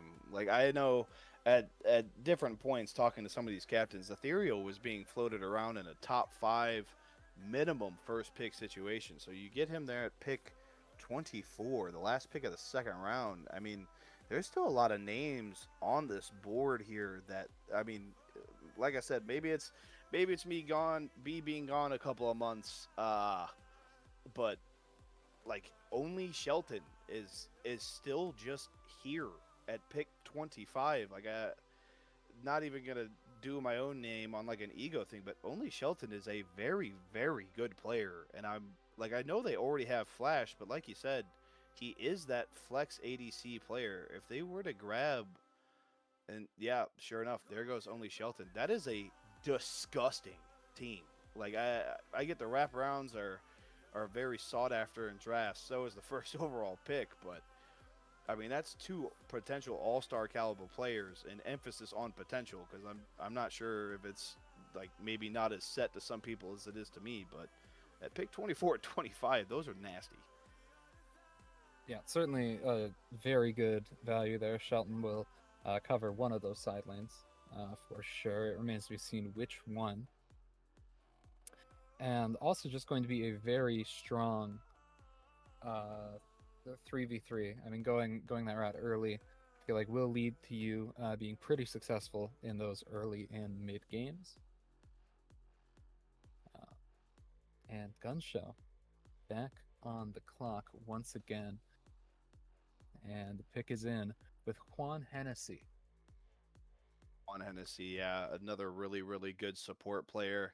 Kind of surprised. Normally, an ADC captain grabs their support super early. After playing scouts with them a couple times, you kind of get that feel of guys who you want to be in lane with. But Sirax definitely put it on the back burner. Grabbed Pro Nugget with that first round. Grabbed Rodrigo with the late second, and then still ends up with Juan Hennessy in the early third. I mean, it definitely looks like it paid off for him. Juan Hennessy is usually a pretty decently like consistent staple in the upper half minimum of support players in any div he plays in. So it's a very solid pick at pick 26 there. Once again, just the value that's still here. Granted, the early third, but still the third round. There's 24 picks before this. And we have a pick that I heard was in contention to go third overall. So being able to pick up the same man you wanted 2 rounds later Yep. is nothing short of amazing value Yeah. as far as these picks go. Also, giving like near full clarity into these roles as well, with Colt going to that jungle role in all likelihood, unless Yep. of course Bill Cosby has a trick up his sleeve that would be a little out there, to say the least. I'm with you. I think this will be a Colt jungle. So now I'm kind of curious. Maybe I'm not crazy familiar with the Bill Cosby game, but was this just firmly lock Bill here then in support, as we see pick 28 going to be, I think that's Pepe would be how to say that properly. Yes, Pepe. Uh, Oh, uh, okay, then yeah, I'm pretty sure Bill Cosby's going support then. Sorry, support or not support. Jesus, Sypha on the sticks giving me a little bit of insider knowledge because I missed a name change. Yeah, okay, that makes a lot more sense to me now. Sorry, but and Pepe going pick 28, and then Caleb Williams, aka Retro, also been on Nat 20 quite a few times and teamed with Rich before, going to slot him once again into a Nat 20 jersey. that's when Uh, picking who they know. yeah, And I mean that is a valuable thing sometimes. I mean, there's a lot of names. You just narrow it down to, the people that you have seen before, and you know exactly what they can do. And yeah. Caleb he was a support main. He's flexing back over to solo. Kind of bounces between them a little bit, but he's a very aggressive tank player, regardless of the roles you put him in. Sook being that first round selection, have to assume that he is going to be going solo this season, so that'll leave Nat 20 pretty sure only missing a mid, unless people are swapping their roles up on me. And then Orion Pax, who was voted our #1 solo last season, going all the way in pick 30 now, but still a very, very good pick at pick 30. yeah, Orion Pax, certainly very good at playing the solo lane. as Davo comes, is gonna make his way onto the Tiny Titans. I'd imagine that's for support here. Going to be duo laning with Hydra. Yeah, Davo, part of the same friend group that we're all in with Twiniman and Kaio and them. Um, Kind of bounces between ADC and that support player, that support role. Just he's a duo lane player, man. Hydra going in the second, so gonna assume that he's back in support. He was a first round selection last season to be ADC before his job kind of got in the way and his availability was tanked, but still a very sought after player going in the third round. Vibe Legion going to be followed up pick there for Woa on that Rivers And team now with Froggy and Izza. I said it before that there was a lot of flex potential with that team, but this is Yep. firmly locked roles in my mind with Rivers mid, Froggy ADC, Issa solo, and of course Vibe Legion heading to the jungle. A very, very nice core for this Woa team. Yeah, and then Chulo going to be picked up here for the third round, kind of cementing some roles once again over there in that Golden Dragons. I think this almost exclusively puts Poppin in that jungle, Krusties in either support or solo, just one of them tank roles. Kaio is going to play the mid or solo if Krusty's isn't over there, and then Chulo going to that ADC. Just two big flex players like Krusty's and Kaio in your first and second rounds. They're just able to just draft best available, and deciding that Chulo was that pick there in that third round. Yeah, Chulo definitely a name that has gotten a lot of talk in the scouters. It looks like the pick may be in for Baba's Kitchen, and it's going to be Isakor, a player that has also been around for a long time, known and feared, perhaps, for his Sylvanas gameplay. Yeah, Isakor almost synonymous with the Sylvanas god. But honestly, over the years, as much as they still get that one trick slander, it's still a very strong pick for them. But coming over to Smite 2, Sylvanas wasn't in the game for a decently long time, so their god pool is definitely expanded. I think the Sylvanas still may be the tried and true favorite, right? When you got that many games in as them, but it is an insanely good value for a support here at pick 34. Like we mentioned it, there's a lot of talent that's being taken.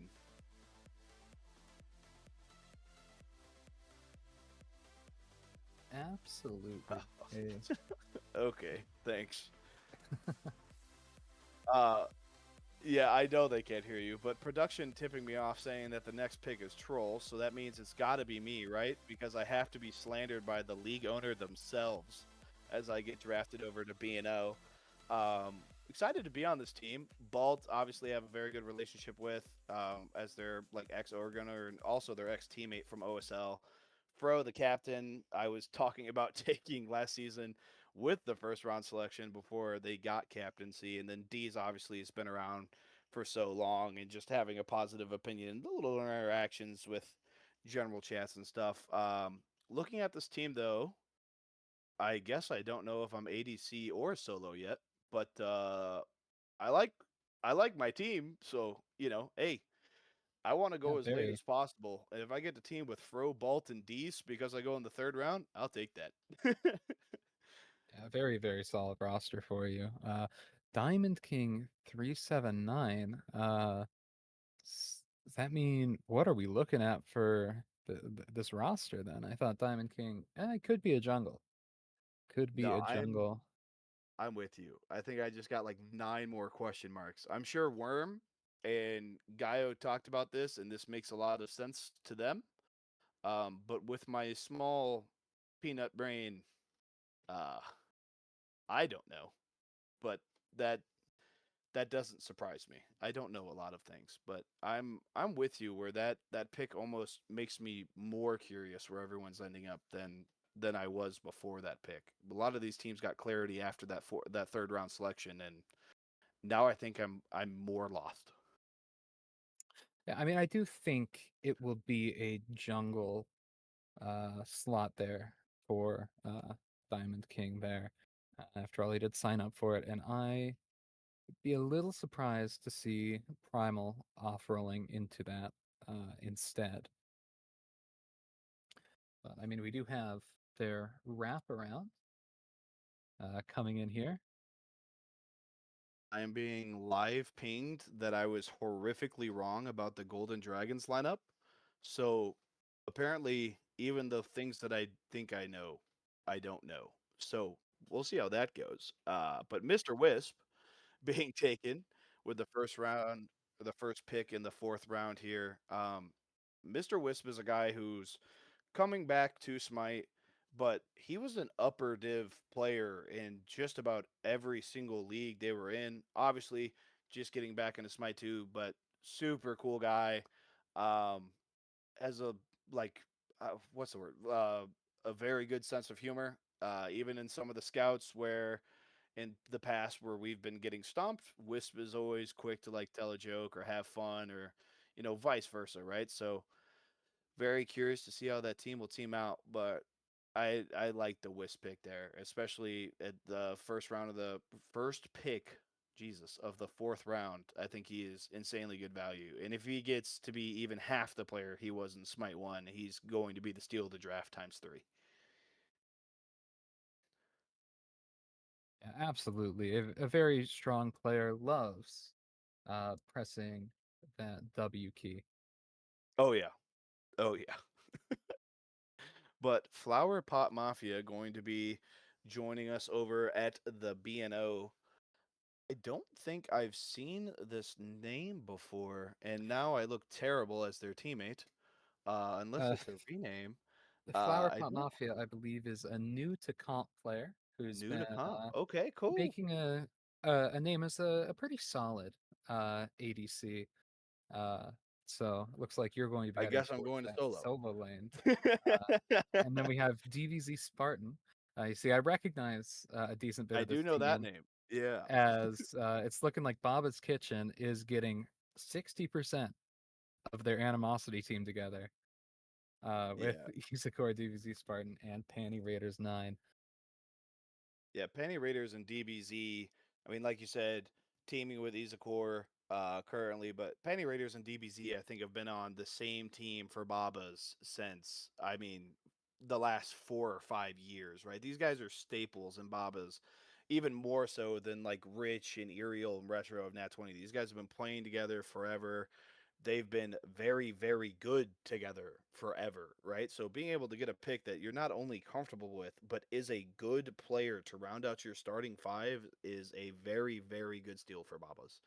And then Blue Star or Blue at 300 ping, but he has fixed the 300 ping. So he does need to be renamed. His connection is apparently better. He only gets 250 ping now. Going to round out that roster for Golden Dragons and take what I thought was going to be the ADC slot, but maybe he moves over to mid.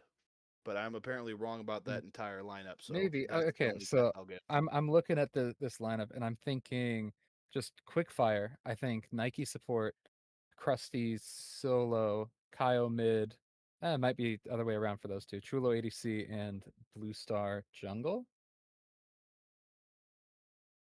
Man, That's if it's Blue Star Jungle, he Blue Star's my boy, right? But he's got one trick allegations. And I haven't even said the name of the god yet, but the entire friend group and half of Solar knows what god I'm talking about. So I won't clarify for the other half, and maybe he'll sneak it once or twice. But that's very obviously a friends team, and it is a very very good friends team at that. Being able to get Blue Star in the fifth round, and then follow up with Oh Bluey, and there's still just so many names. I keep kind of referencing back to that. There's just so many names that are still here like Solar was very, very competitive last season. Woa did go undefeated and win the championship, but it was a competitive league, right?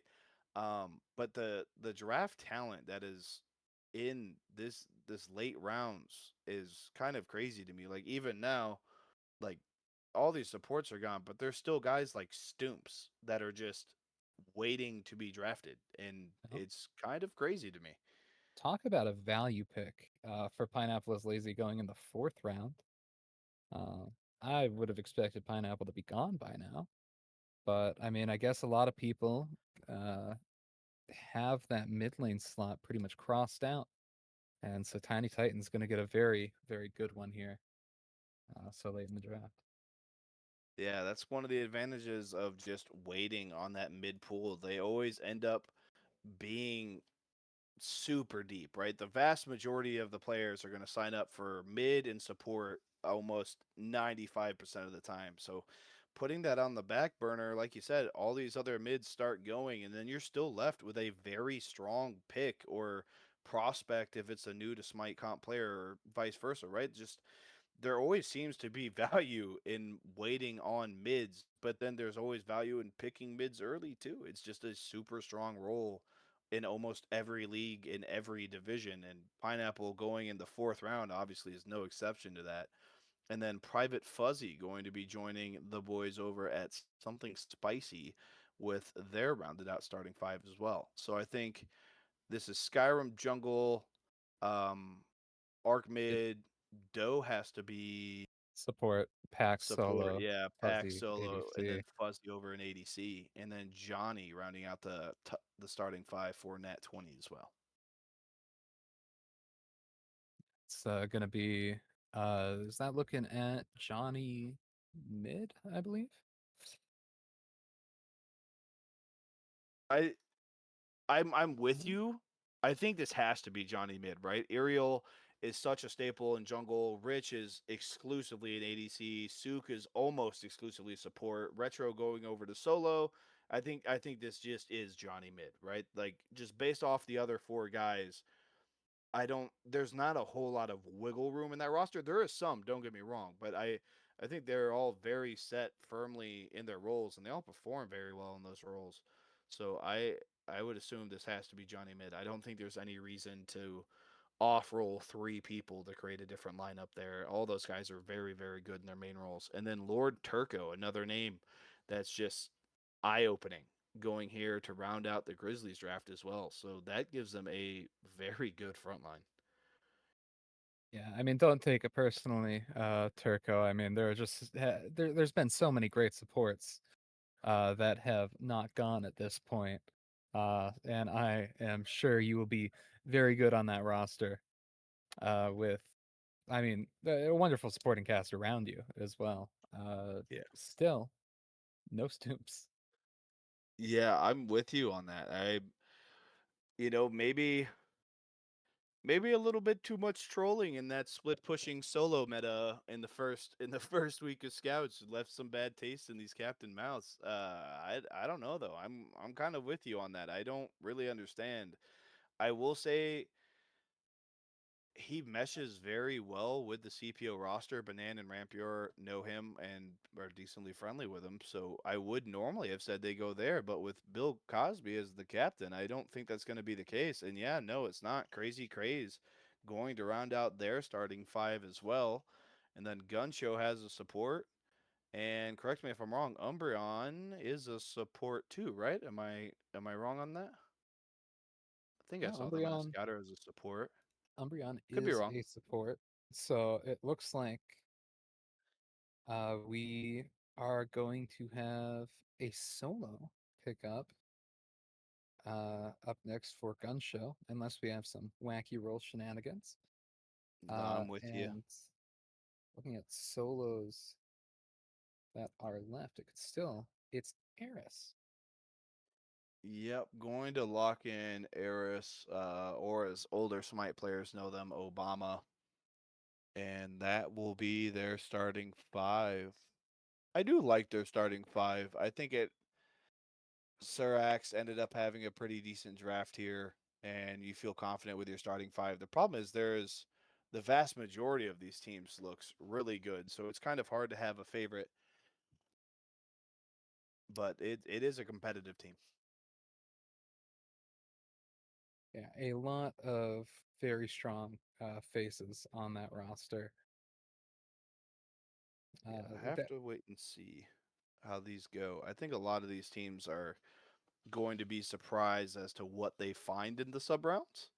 and these starting fives may not be as concrete in other leagues because there's still just quite a few players that I'm and this is toxic as a caster to say, I'm sure, but there's still just quite a few players that I am thoroughly surprised are not in starting fives. I get I was gone in 3 months, but I did play some scouters, and there's some names on here that just beat some of the people that were drafted. So Gonna we'll see how this ass- ends up. But gonna assume for this Capricorn pick, I'm looking at maybe a Mason Dixon, maybe a Jokester Ryan, or like a Gary Owen.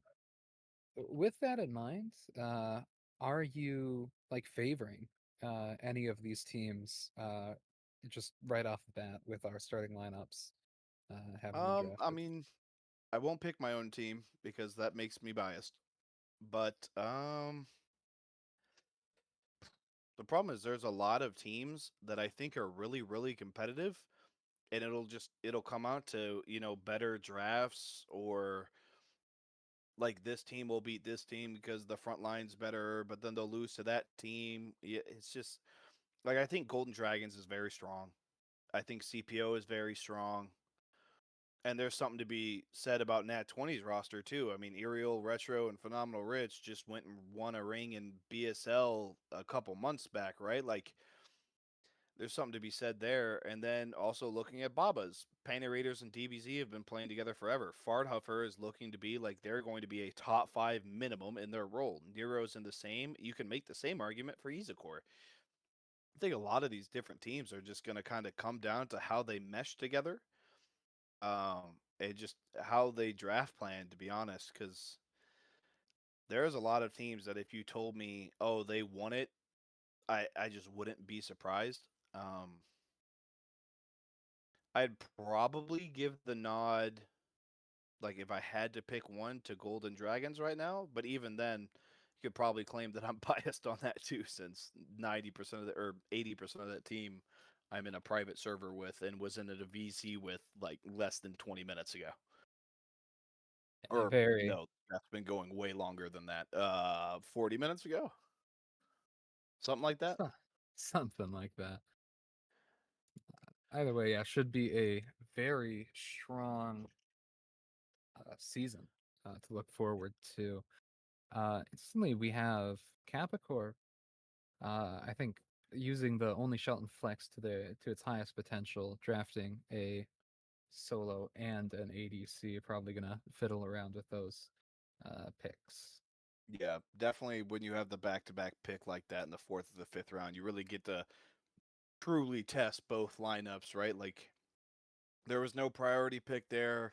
Both of those players should be starters in this league, and now you just kind of get to see what starting five ends up working better for you. Followed by the Shady Psycho pick over to Gun Show. But you just asked me who my favorite is, so now it's time to turn the tables on you. Who are you looking at as far as maybe just the starting five, right? Like if you could pick any five here, who are you looking at to Uh, just I'm win it gonna all? I'm gonna start a dialogue pretty early, and I think that we're looking at a not certainly not unbeatable number one by any means, but I think that there is a very strong case to be made that B&O is the team to beat at the current moment. I will blush if you say it's because of me, but I'll also call you a liar. So I'm glad you like my teammates so much. Jokester Ryan gonna be taking another ADC, another solid ADC that you could have told me would be starting, and I just would not be surprised taking there at that 51st pick. Um, but another question then, since me and you were both kind of looking at this who's available board, and we've referenced Dooms a couple of times, but is there any other players that you're just maybe off of the strength of their position or what they've done in comp that you're kind of just surprised or still here as we see Crunch, another ADC? So four back-to-back ADCs almost going as they go over to Grizzlies. ADC, ADC, ADC. Yeah, as I said, there was going to be a run on ADC at some point. I did not There expect it it is. to happen in the sub round, but I mean, surprises all around. Still a couple very good names on here. Hard Stepdad is still on the board. Mason Dixon coming through, Oh, former 5 teammate ADCs. of mine just last season. And you know what? We won one whole set. That is more than 0, though. That is more than zero, which is more than a certain owner of the league can say. Could be But anybody that we're talking about, though. Could truly be could be anybody. anybody. No, but I'm with you.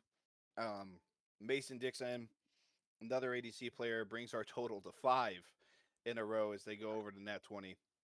He's a very good vibes guy, right? Like, even the worst case scenario for Mason Dixon season, even if he doesn't get in a game, which I'd almost guarantee he does, he is a very, very good player, and you definitely could warrant at least trying that starting 5 at a minimum. Even if you didn't like it, you'd at least try it once. He's a good enough player to warrant that.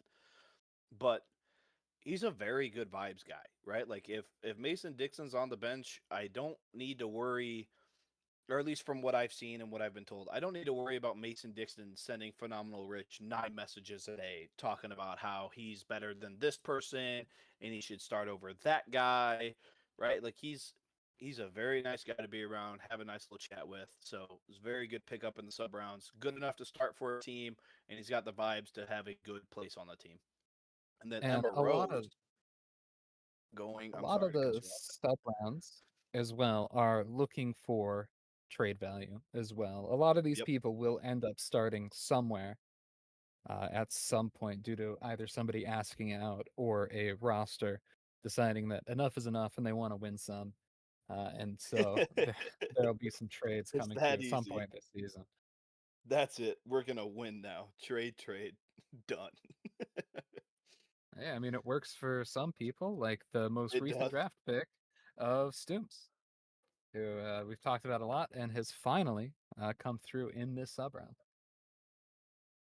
Yeah.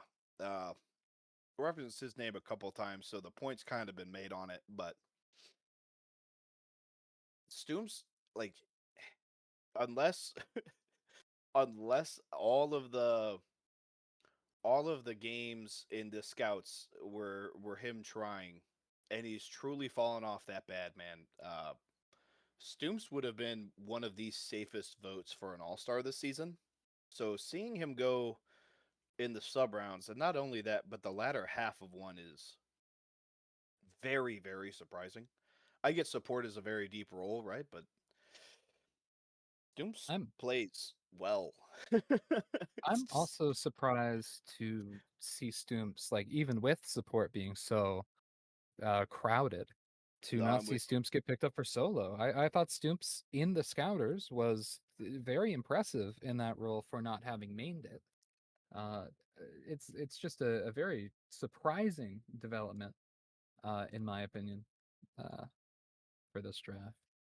Yeah, I'm kind of with you. There's always a couple picks each draft that seem to fall way, way lower than everyone kind of expects them to. And I almost think it's these captains just kind of assume that these picks are gone, right? So on their draft boards, they'll be like, Stooms, just for example, because we keep using names, like, oh, Stooms will be gone by, let's say, the 15th pick. So their entire draft board is centered around him being gone, but he was here and he goes super late in the huge value pick, the Tiny Titans. And then, not to be overshadowed, XGN Ninja going to be that fifth round selection for WOA, and then quickly followed by Midgod. So the only person who's running someone else's draft today who did not draft themselves and continues to add on to that friends team over there in Golden Dragons. But Midgod was the third overall pick last season, and he just went in the fifth. Once Midgod again, was, and for another those one of who those are names. either new to the comp scene or are unfamiliar with Midgod's name, he is not a mid laner. I mean, He's not. he can do it a little, you know. I mean, it's a secondary role, but his primary role is ADC. I Uh, I'll be honest. I don't even know if we can call it his second, because I think the most recent role besides ADC that he's played is support, right? So is he officially a namesake of his third place role? I haven't seen him play mid in so long. I don't know. I think he might need to just change the name to God 100 if he can't just like stay in a role for. Smite player 27. Ah, yes. Yeah, big one. Of course, seeing a few supports picked in a row there earlier with Tree Stooms and XGN Ninja. Of course, a very, very deep role. So, uh, very likely that a slot opens up somewhere for those folk as well. And we see uh, Joshi here. Rashi, not as old as some of us other fossils, but he's been around the comp scene, I think, almost a year now. I want to say the first time I saw them was the start of Smite 2. And I'm pretty sure they were new then, I think is what they said. Or they were very, maybe played the last season of Smite 1. So still has all the energy of a somewhat newer to comp player, right? Very excited. And the big thing about Joshi is he plays the game, man. If you can get another person or even two in a VC with Joshi, he'll play 10, 15, 20 casuals. As long as everyone's queuing, Joshi's willing to be in the lobby. So he's a great pick for Baba's Kitchen, which is a very, very active org, right? They're constantly having little casual queues in there, ranked queues, different VC talks, right? Joshi melts into that team so perfectly, right? Penny Raiders is a streamer, plays the game in and out of comp. Joshi 100% will be willing to queue with him and kind of bring the vibes up, right? Because when everyone's queuing together, everyone's usually having a good time. Unless your comp team is being beat by the random stack, that happens too. To be fair, now B&O coming up, getting to see who my new teammate will be. They did ask if Stoomp was up, so Stoomp going in the 5th round, but the demand was there. If he wasn't the 55th pick, he would have been the 59th. So we can know for sure that Stoop wouldn't have gone in the 6th round. But we wait to see who the secondary pick will be here. And another name, you mentioned this one. I didn't because didn't want to be biased, but Hard Stepdad, once again, just Hard Stepdad with my 1st round selection last year. There's a lot of these guys that performed so well last season, and maybe it's just because it's a whole bunch of new players in here, or the skill ceiling went up or down or left or right, or whatever the argument you want to make, right? But this is the second 1st round pick to go in the 5th round. And Orion Pax, like we mentioned at pick 30, was the first ballot all star for solo lane and on that undefeated final winning team. So different captains, different player pool, whatever it may be, the value just continues to be proven to be there as he goes 59 for the boys' night out. And now we wait on the Valhalla Vikings back to back. Been a while since we saw that Wisp pick. A little bit of time starting to go in between these picks here because these captains and drafters are getting sloppy. But they are making good picks, so maybe you could say that they're just being careful. And the first pick, you know what? I've risked it on the last couple pronunciations. You get that one. There's no way. Yeah, I'm just gonna call him Adler. That's what I've heard people Good call him. call. Good And call.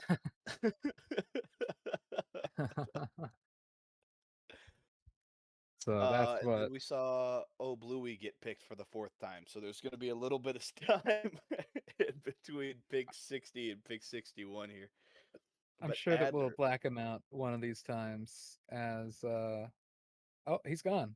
Finally Blue has been blacked out. So he hopefully shouldn't get picked again until of course something spicy comes around and I put it in instantly. Uh make sure to put Stooms too. yeah. Yeah. But while we wait on this Valhalla pick, um, you mentioned Adler. You said that's what they were called. Why don't you tell me a little bit about them here? I mean, last pick in the 5th round, so not quite the last round of the draft, right? But at the end of the day, they went pretty late, and it seemed like a name that you were familiar with. And usually, names that you recognize, they're good players. That or they got funny names, and I don't know what his name means, but it doesn't seem very funny. Yeah, Adler has been very solid. Surprised to not see him in a starting spot somewhere. I mean, been, like I said, very, very solid in jungle and solo when he's been played there. And of course, that flexibility is usually something you see valued pretty highly. And Slayer 58 coming out as well. I believe that is a solo support. If I'm looking at the sheet correctly, yes, solo support. But I keep being tagged saying that I'm wrong about things. They'll get over it. But the sheet says solo support, so unless Slayer has swapped roles and not told anybody, going to round it out there. Like you said, though, flex potential in those sub rounds are super, super crucial. The more coverage you can get from your sub roles, the more that you can just kind of keep your starters where they start. You know what I mean? Like you don't want to have to move around your first pick worm or the 13th pick in primal, just one pick out of the first round if you don't have to. And getting these subs that have all this flexibility makes it super, super easy to just kind of plug and play players as you go, and it is a vital, vital, vital resources that I think captains sometimes overlook, and Valhalla getting two good ones there. And then Triggervale going to be the final pick for the boys' night out, and then quickly followed by Panic for Baba's Kitchen. So I guess we don't get to talk about Trigger, but Panic been in the comp scene for a very long time. They were actually my teammate on my first ever comp team almost 4 years ago now. Yeah, They Panic. were my jungle and ADC for a little bit, so not sure if they're still in the same roles, but been around the scene for a while, and usually means pretty good things. Yeah, Reap Legend, Panic. Of course, you also being a Reap Legend. Yep. I believe that would have been that team, right? Yep, that's the one, the final season of it. Yeah, and uh, anyways, you said we couldn't talk about Triggervale. I'm gonna do it anyways. Go ahead. Triggervale, another team or another player. I'm surprised to see available this late. I mean, it has been pretty good at both backline roles, and we see the Sweaty Sacks The sweatiest showing of up. Zach, some would say. Once upon a time, he was my captain in QSL. Actually, I mean, I can't help but think that maybe there was a certain league owner that was on that team as well who self dropped on me. Not gonna name names. Could have been anyone. It Could could have have been been anyone. anyone. And this is this is the first player that I have seen that I'm honestly not familiar with. I have not seen this player play. Yeah, Dami is a new name for me as well. Either it be a rename or new to comp. Seen them in a couple of scouters and they've done pretty well. Um, but not used to the name, and I saw them in quite a few different roles in the scouters too, if I'm not mistaken. So I can't really tell you who they like their main role is. But sandwiched in between two people who have been in Smite comp for nearly half a decade now. Sweaty, the side lane player, and then Crouton, the backline player. Crouton has a special place in my heart because he got dropped from a team, and I had to pick him up. I mean, 5 minutes before a playoff set over there in the Ragnarok League in a playoff game, and he brought out his one trick Scylla and ended up helping us win a playoff game, which was our second set win of the season. So the Yeah. 1-7 Dream Team picks up the last minute free agent Crouton 5 minutes before the set, and he did very, very well. But it you know what you're getting with Crouton. He's been I the same have player with the same a picks. He's awesome. very similar Crouton story. Last season, we picked up Crouton to come sub in for a couple sets. We have to win out to make playoffs on one of the sets we play. We win game one. And then game two, we say, hey, pick whatever you want, man. And he picks the Scylla jungle. That's the one. Our story did not end up nearly as well as yours, as we did end up losing that game. And so game three did not matter. We were mathematically eliminated. But yeah, it shows a lot of confidence from Man, Crouton he considering likes that Scylla. he's just willing to pull out whatever pick that he truly feels is best, no matter how many odd looks it will get him from the rest of the team. and Oh, the silence that might come after over the call after it. Kershawn, the Scylla player, going pick or last pick of the Tiny Titans, and then I'm Rye, the final pick of something spicy, and then Tears going to round out the draft for Nat 20. And now we're over halfway of the final round. Is there any particular sub, even if you don't think they'll end up starting on the team, that they've been drafted to, right? We've mentioned a couple of guys. I think the vast majority of the subs, honestly, you could make an argument for, them eventually starting even as early as, right after the golden apple in some cases, right? Big O, another one of those picks going at the 61st pick, just another name. Is there any particular sub round selection that you think maybe they'll be the first one to kind of break out of that sub round and make a starting roster? So there's a couple that I would not be surprised by. I do think that looking at B&O, I think Triggervale and Flowerpot might have some competition early on. I wouldn't be surprised to see those two try to out in Scouters. As well as I wouldn't be surprised if Stoomps eventually takes over that Titans support slot. As Orpheus Persona comes through, currently in Crete, and that is all I know on the name. Yeah, Orpheus Persona. I think I've, like you said, seen them in Crete before, but I am not in OSL this season, so I'm going to have to be a bad caster uh, co-partner here, and not be able to help you with this one. I do recognize the name, but too many concussions. That's the name's familiar. That's about all I've got, unfortunately. But Yeah. that is now the third to last pick, so we are just waiting on Guncho and Kappa Corp to round us out, and then Ella Fella going to be picked up for Guncho. So it is now Okay. just the Kappa Corp final pick here, and then we'll take a short break and knock out the final draft of the day.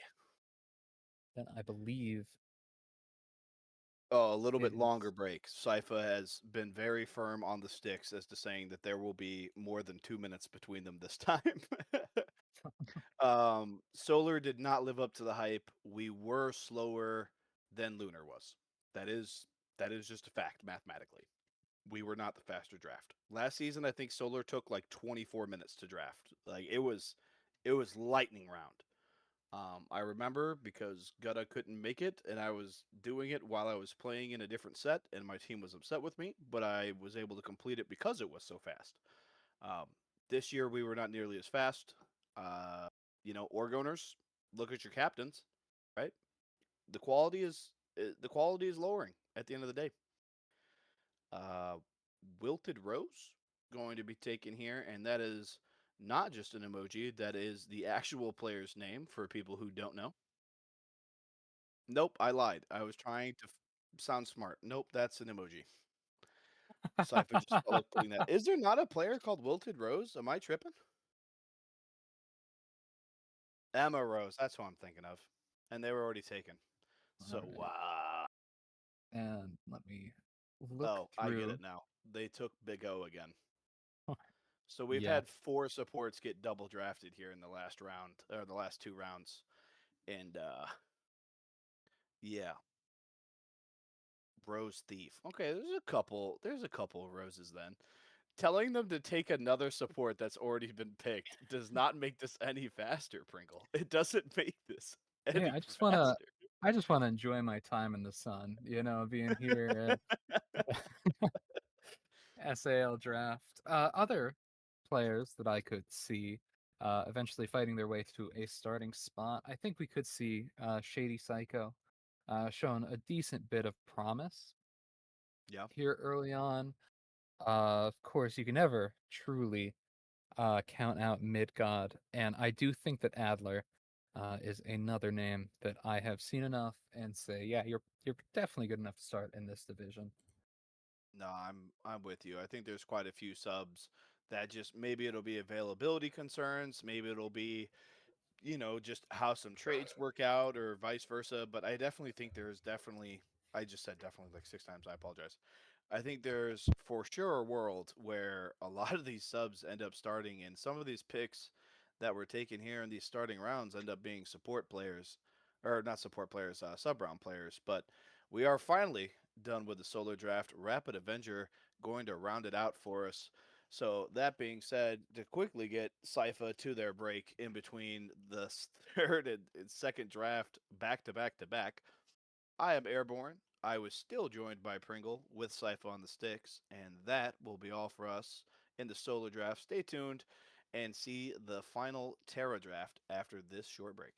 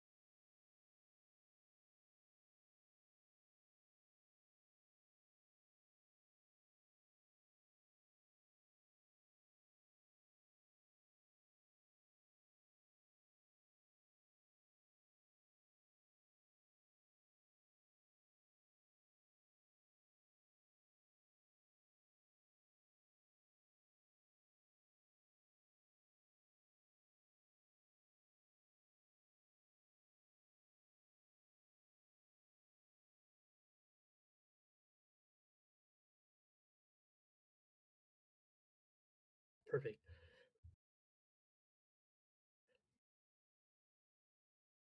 Okay. Hello, my name is Fonzel. I will be here with Sir Axelot for the Division draft. Good evening, everyone. How are we all doing tonight? Hope we're doing well. The much anticipated, I would say, Terra Division draft. How are you feeling, Fonzel? I'm doing good. I'm hoping to see some good names and see how the teams balance out. Yeah, always interesting to see, especially in a new division in a newer league like this one. Right, this is the new peak that we have. And I tell you, I don't recognize all the names here, but there's some talent. There's the names I do recognize. There's some very good players to be found. So I'm Definitely, looking for sure. forward to this.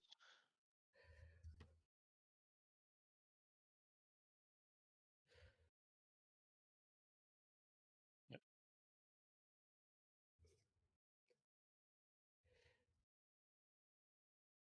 I always feel like that first pick is kind of a interesting who's going to be top. It's kind of always a hit or miss. Yep. Yeah. First pick, I mean, you have to think about, what position does the captain play? What position are they going to value in a first pick? And, who's the best in that role? And it looks like our first pick is coming in. It's Wubba. We'll say not a name I'm immediately familiar with. Maybe you have some more insight. Yeah, I've seen him around. I'm pretty sure he's a solo main. I know he was prioed pretty high within some of those tier lists for solo. Gotcha. All right. Well, I mean, it's if that's a good role in the current meta, right? Tanks are very strong right now, so we do want to see you want to lock down that heavy hitter solo, big part of your dive.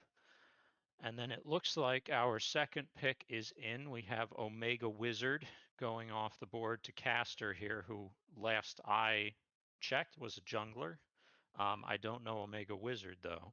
I But Omega Wizard was talked about being the overall number one pick. I think he was on everybody's radar for being at least top two, guaranteed. well, and there you go. He's going second overall. And then it looks like we have our third pick coming into Kodalak, who I know is a mid. Played with him a little bit before. Good to see he's a captain in this division here. It's going to be E.C. Binson, which is a name I've seen around for a long time as someone who is very, very good. So not surprised to see them go third overall here. Not at all. He is definitely one of the better supports. I know he's really good at the comms and he knows how to take over a team. And that's exactly what you want. I mean, comms win games at this level, right? Yep. Where everybody can hit their buttons. It comes down to who can macro the game better, and when you have a good support, that's going to give you that. And then, Definitely, for sure. yeah, looks like our next pick here over to Pringle Imperialist is going to be Clono. Not Clono, sure. yes. He was talked about being up there with Omega Wizard for one of the top junglers. I just know he might sometimes have a ping issue. Besides that, I know he's overall one of the better junglers.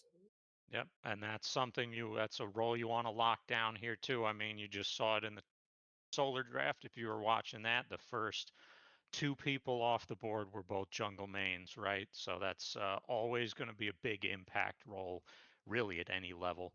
Definitely. And then we're going to see M Fig go here to Boys Night Out. Um, another name I'm not super familiar with, but we're going to He's see. someone I don't know him too well either from the other leagues. I haven't seen his name too much, but I know he did really well in these scouter matches, so I'm not surprised to see him round one. Yeah.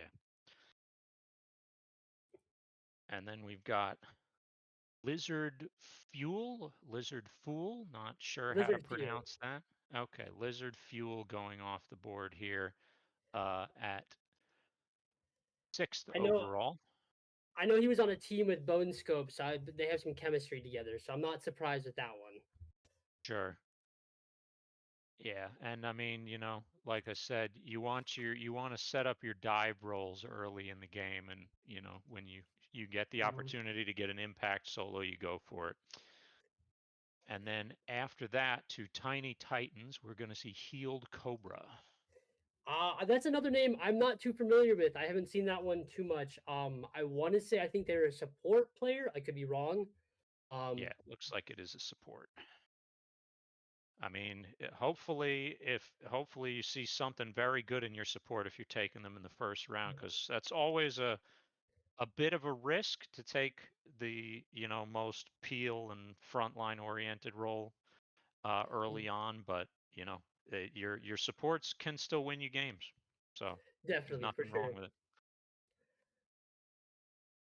And then it looks like, well, this is your team, of course, and it looks like your first pick is going to be Lil Cuba, a name I am familiar with, another very strong, high impact jungler. So I He like knows the how first pick. to he knows how to run a game and he knows how to make a lead stay consistent throughout. So he was definitely on my radar for top pick. Yeah, I can see why. I mean, like I said, I've been on both ends of games with Lil Cuba in them, so I see why you would take him early on. And then to Warriors of Albion, we are going to have Jordy as our next pick. Another name that I'm not entirely familiar with, but looks like another support. Yeah, I know Maybe he not. also plays mid. I knew in the Scouters he played a lot of mid. He was a Yes, he really is a mid. big impact player. He knows how to definitely make that role be noticed. Yeah. And then over to Gun Show Shoguns, Ponder is going to be taking Cocavelli first round, which is a name that I am familiar with as a very good player. So again, I mean, you get these first round picks, you're going to see some of the premier talent in this division, in this league going early on. So not With this new division, there is a lot of talent and there's a lot of people that are gonna make big upsets around the league, I think. yeah. Um, I've seen some of these people play in very high divisions in other leagues, so it's they are the kind of people who will make or break your games, especially with how kind of mixed the player base is in this new Terra division that we have here. And we are going to see I Kill go to Valhalla Vikings here. Um, that's another jungler, another high impact jungler that I've I seen know he around. was playing a lot of ADC in these scouter matches. Sure. He was a really good up there for one of the better ADCs. So I wouldn't be surprised that they have him there. Could well be, right? A lot of jungles like to flex into that ADC role. Um, so we'll see where it goes. And then we're going to have our wraparound pick here for the Cyberpunk Otters. And we are going to see Water Drinker and Vincent F. Water Drinker, not a name I know. Looks like a jungle mostly. So, um, you know, Yeah, I don't have too much on him either. I know he played a couple of scouters. He had some good games. But it will be interesting to see what he can do for that team. yeah, we'll see. It may your captain sees something there worth spending a first round pick on. Vincent F looks like a mid, so you've got you've got two of your mid 3v3 dealt with already early on in the draft. So 100%. That's going to be a strong core to have. yeah, and then it looks like our pick back on the wraparound is going to be Melody. That is a well-known name, I think, throughout the comp scene. Very Yeah, consistent player all around. yeah, Surprised she didn't even go first round, to be honest with you. yeah. I mean, when it's this early in the second round, it's close enough. But Hmm. yes, I mean, sometimes there are people. The thing is, there's only 12 first round picks, right? So Yep. there are going to be people who fall a little bit further than you expect. Um, and our next pick here for Gun Show Shoguns coming in, it is going to be Sheepard or maybe Shepherd. two Shepherd. E's makes E, but Yep. yeah, solo player looks like. So He's definitely someone I've went against him a good bit in OSL. He is definitely a good player, very consistent throughout that role. good. All right, and then for Warriors of Albion, we are going to see DJGP. Nice short name. Not Jungler. not one I'm too familiar with. Yeah, looks like a jungler. Again, it's maybe you see something in some of these picks. I don't know the names, so or this particular name at any rate. Um, but yeah, hopefully someone who's going to have a lot of impact on your game playing mid or jungle for you. Excuse me. Looks like an ADC as well, so could be flexing Mhm. over there. Remains to be seen. Um, and then for your team, looks like your next player is Wafi, going to be the Yes. pick coming in here. So Wafi is definitely one of the more consistent supports I saw throughout all these scouters. Knows how to play a really well like triangle in that back line and keep those mid and carries alive. yeah, that's what you want out of your support. It's what I want out of my support, certainly. As one of the smattering of ADC captains in the Solar Division. Um, and then it looks like to Tiny Titans, we are going to have Josh the Landlord. Now, that is a name I know, and good for him for going here. Gonna be a very good player for you, I tell you what. Yes, I know in BSL though Tiny and Josh are on a team together, so I'm not surprised that pick got grabbed by him. Yeah. All right. Uh, yeah, that's a name I know. A lot of people who played with him speak very highly of him, so Hmm. not surprised to see him go that early. It looks like we're gonna have Flux going to Nat 20 here. That is not a name I know, but looks like we're also Flux maybe is yeah. he's a really good mid. He actually was on a team with Bone Scope and Lizard Field, so looks like they're Okay. trying to put together an old team. It looks like. Yep, that not uncommon sight in some of these. In fact, we kind of just saw it in Solar as well. A couple of teams were built around a core of players who have played or are even playing together right now in OSL. So, it, I mean, in this competitive scene, uh, synergy is important. And when you know you can work with somebody, sometimes maybe you want to work with them even if not trying to downplay anybody, but even if there's another mechanical player who might have a little edge, maybe you don't Hmm. work with them as well, right? So I can absolutely see why you're going to build a team you know can work. Yep, that Um, synergy definitely makes a difference when it comes to these high level teams. yeah, and it looks like BNO is going to be taking Brudif next here. That is Yes, also a name I know. Also a very, very good player. I'm glad to see him in this league, and I'm glad to see him picked up here. yeah, I was on a team with him in BSL, and he's a really good mid laner. I know he brings a lot to a team.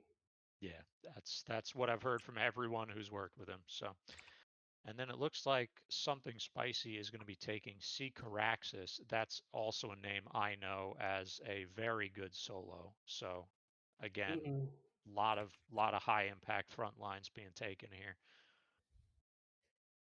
For sure.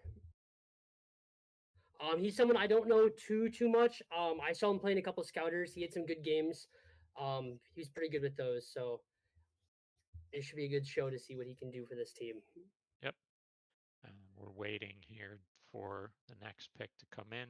It looks like it's in. It is Raphael going to Capricorp here. That That's a is good not a jungler. name I know. Okay. Good Yeah. jungler. Very consistent on the picks he does know how to play. I know he's a huge De Morgan fan. He hates the fact that you can't play her. Well, unfortunately, I don't think she's going to be available anytime soon, sadly. But um, even so, I mean, now you have your mid 3v3 completed here, right? You've got Kodalak, Mhm. your mid, you've got Bince in your support, and now you've got your jungler. So you build your team around that. Especially, it's something you see based on the captain role, right? A mid Yep. captain is going to be a mid captain, a jungle captain. They're going to be focused on that, and that's what you've got here. So, uh, That- we've got a pick in for Golden Dragon. It just says Nick, possibly forget Nick. Not Possibly sure, because all I have is Nick. Might just be Nick. casting Nick. Oh, casting Nick. Okay. Casting Uh, Nick. That is not a name that I know at all. I will say that. New to Me me. too. I have not seen that one. I didn't really see him in Scouters either, so it's kind of a mystery pick. Yeah, maybe. I mean, could be a sleeper pick, right? Caster Caster was a coach of mine in a previous AGL season. Someone I know has a lot of game knowledge, and so maybe they see something there. So, um, Definitely. all right. Next up, we have the first pick of the wraparound for Barrick. We have Marcus from Gears or RC Wave, someone who I have seen run pockets in the duo lane. That is a good ADC to have on your team. I'll say that. Kind of interesting because I'm pretty sure Barrick's also an ADC. So as a captain to pick up another one, that should be interesting Yeah, where I that guess dynamic will go. you know. I guess we'll see, but it is a name that I know. So maybe off rolling into a secondary here, possibly support. Um, and then our second pick for Barrick is Caesar.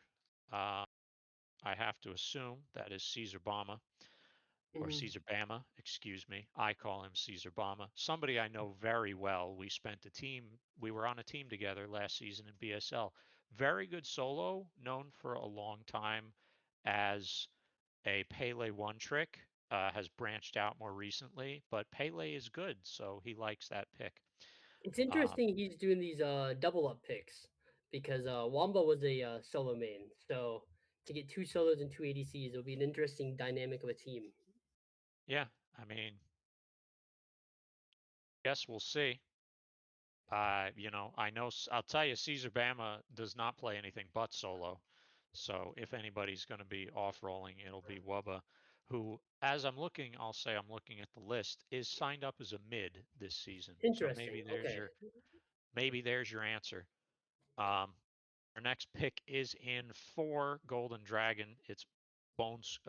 No, excuse me. It's Bullzane is our take.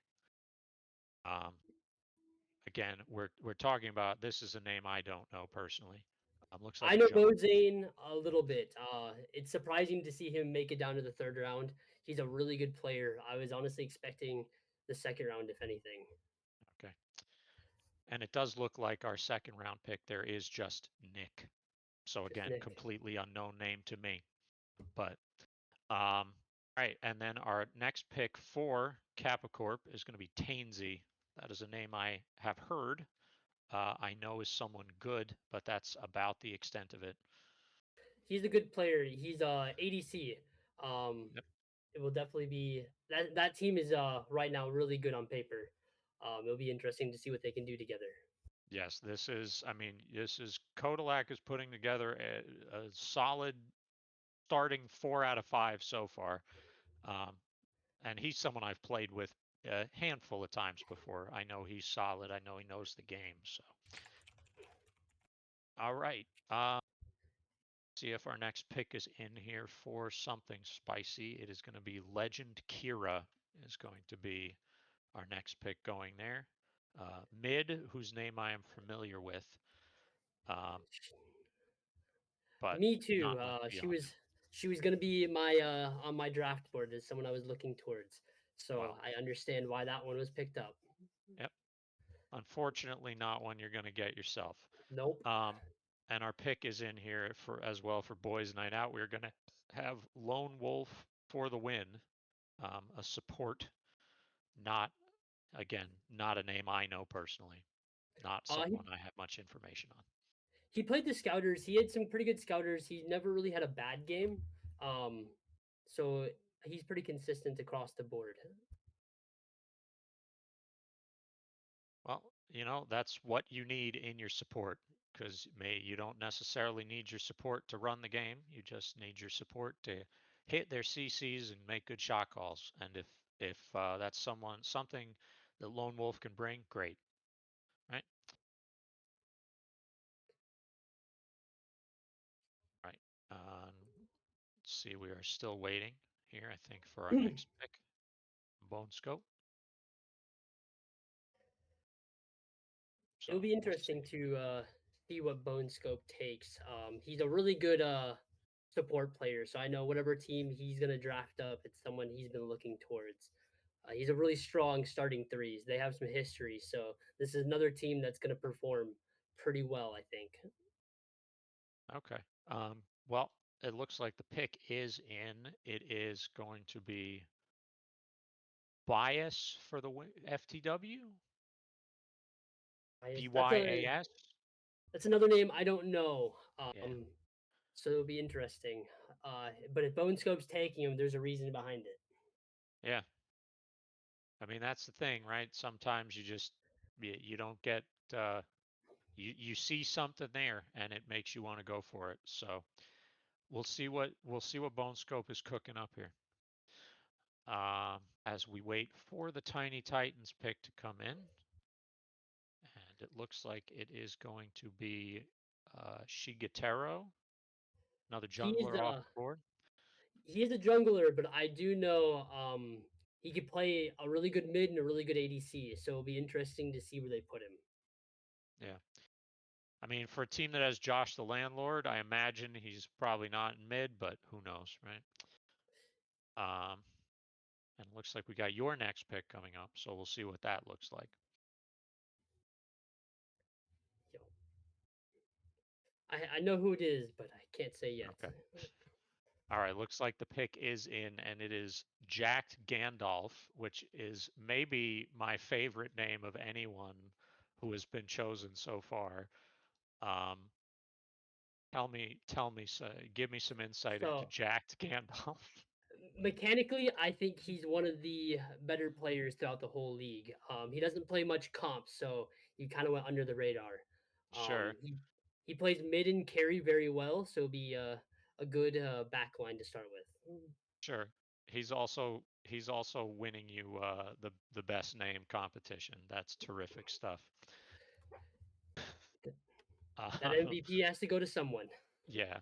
Uh, and let's see if we have the next pick in for Warriors of Albion here.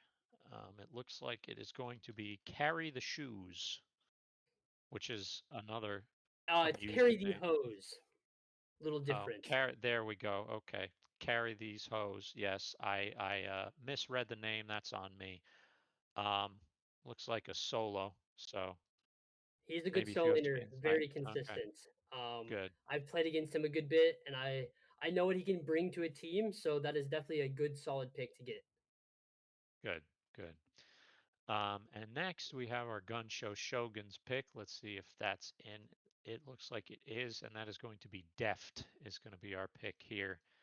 Um, ADC, someone whose name I've seen around as a very good ADC. So I think that's a good pickup for Ponder here.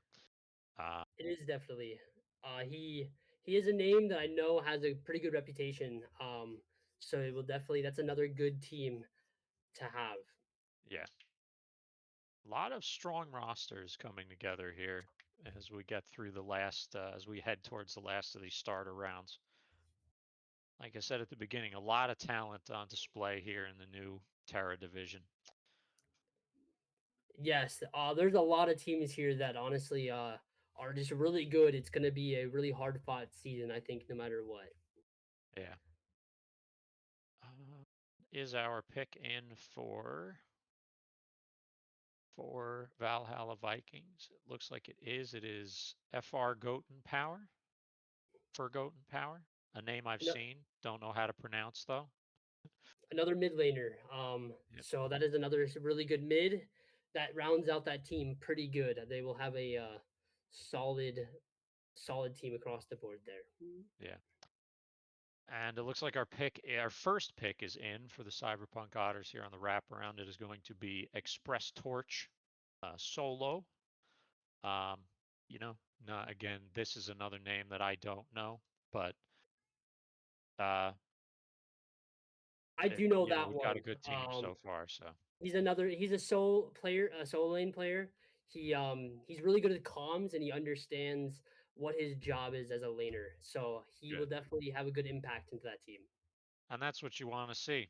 And then our second pick on the wraparound is a name I know. It's going to be Brandon, someone I just played in the Pantheon Smite League with this past season. Um, a guy I'm quite fond of, very good support, very good comms, very good game knowledge, and I'm glad to see him get taken here to what looks like a good team. Yes, Brandon, I know he is a good support player that rounds out that team pretty good. It'll be interesting to see what they can all do together. Yeah, and I think a good value pick, especially to begin round 4 here, as we wait Definitely. for the next pick, as we get into the last of the starting rounds here. For Binkster here, it looks like we are going to have G East, or Geest, the Not a G name I'm East. too familiar with. Me I don't know neither. much on Looks like him. an ADC. So you have to round out your starting 5, and I don't know the name, but I guess Binkster does and sees something there. So go for it. And I mean no disrespect to G East. I just don't know much about you if you're listening. So we'll see. We got Ponder coming up next, rounding out the gun show starting 5. Pondering on the decision for that next pick. So we'll see. All right. Let's see. Do we have a pick in? Not so far. So as we're waiting here, I guess I'll ask you, as we look through our where the teams are at the present time, who do you think looks strongest here? I think Caster has a really good draft all around. Nick's the only one I'm not too sure about. Kappa Corporation, I think that's going to be a really solid team. Um, I think that will be one that's going to go far. Nat 20 is another one. It's just Bone Scope. He's going to have that synergy with Lizard Fuel and Flux. So Sure. there's a lot of teams across the board here that Yeah. are going to make an impact. And Yeah. then obviously Dusty, I think, is the best ADC in the division, and him and Jordy is a backline. That is going to be a dangerous duo to have to deal with. Yeah, definitely. Um, and like I said, Caster is someone who I know has a lot of game knowledge, has previously coached me. So if they have picked someone whose name I don't know, I think there's something there. And it looks like our pick is in for Gun Show Shoguns. It is going to be Varath. That is a name I've seen. I've played against him a couple of times. He's a solid jungler, um, but I, don't know a ton about him beyond the limited experience I have with him. Hmm. Um, so we'll see how he rounds out that Gun Show starting 5. It will be definitely interesting. I know he's a good jungler in. I know in PSL, he brought up a division for being too good in the lower division. Yeah, So I do recall that. Yeah, I know he's got a lot of talent, so we'll see how he is in this league. And it looks like our pick is in for Dusty here, and it is going to be Blackout, or TTV Blackout, or Blackout TTV. I don't remember what end of the name he has it on now. Um, that is a name I do know. He was my captain last season in OSL. Good player. I like him. And I think depending on what role he's playing, I know he can make a heavy impact for you in the game. definitely. And we'll see who your last pick is, at least your last starting pick here is, while we wait here. And oh, it Uh, looks like it's going to it's be Marsh. Marsh. Yes, good mid laner. Yes. I liked what I saw when it came to the Scouters, so I think I kind of got a steal with getting him fourth round. Yeah, I'm actually surprised he's fallen this far because that's a name I've seen around, and I know he is a heavy impact player. So the fact that you got him in round 4 is that's good for you. That's quite the coup there, I'd say. And then our Tiny Titans last starting pick is going to be Undead Ghost or Undead Friend of Ghost mine, 18. actually. Friend of mine. He's a solo lane player. Um, I do know he has a really good Loki aspect, so that will be definitely something to watch out for with him in lane.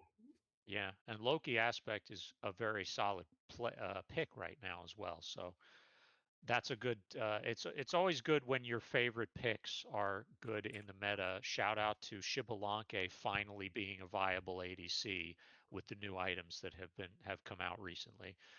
Um, and our next pick is in for Nat 20 as well. It's going to be Nesty QK. That's not a name I know. Me neither. So it's definitely something where Bone Skull picked it up. He knows something about that person that we don't. Yeah. So It's an ADC, so again, your ADCs, you need them to hit their autos, you need them to hit their buttons. So, if you see something there, good for you, right? But again, no disrespect meant. I just am not familiar with you as a player. I'm not familiar with your game. Boys Night Out is going to be picking Revenge. Is going to be our next pickup to round out their starting 5. another Name, really good player. I'm surprised he dropped down this far. He was someone I would have considered being picked up sooner. yeah. Uh, Right, and so our next pick here for something spicy is going to be Chaos. Not too familiar Uh, with that one. yeah, name Um, I don't know. uh, Uh, I don't think I didn't see the name pop up in the scouters that I was hosting or the ones I definitely sat in on. yeah, So you know, I don't know. Looks like a support. I don't know your name, so hopefully you work well with your team. Best of luck to you.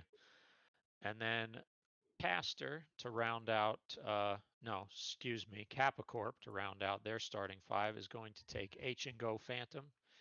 That is a name I know. No, he's a solid jungler, solid value pick for round 4, um, and I think you're in a pretty good spot there.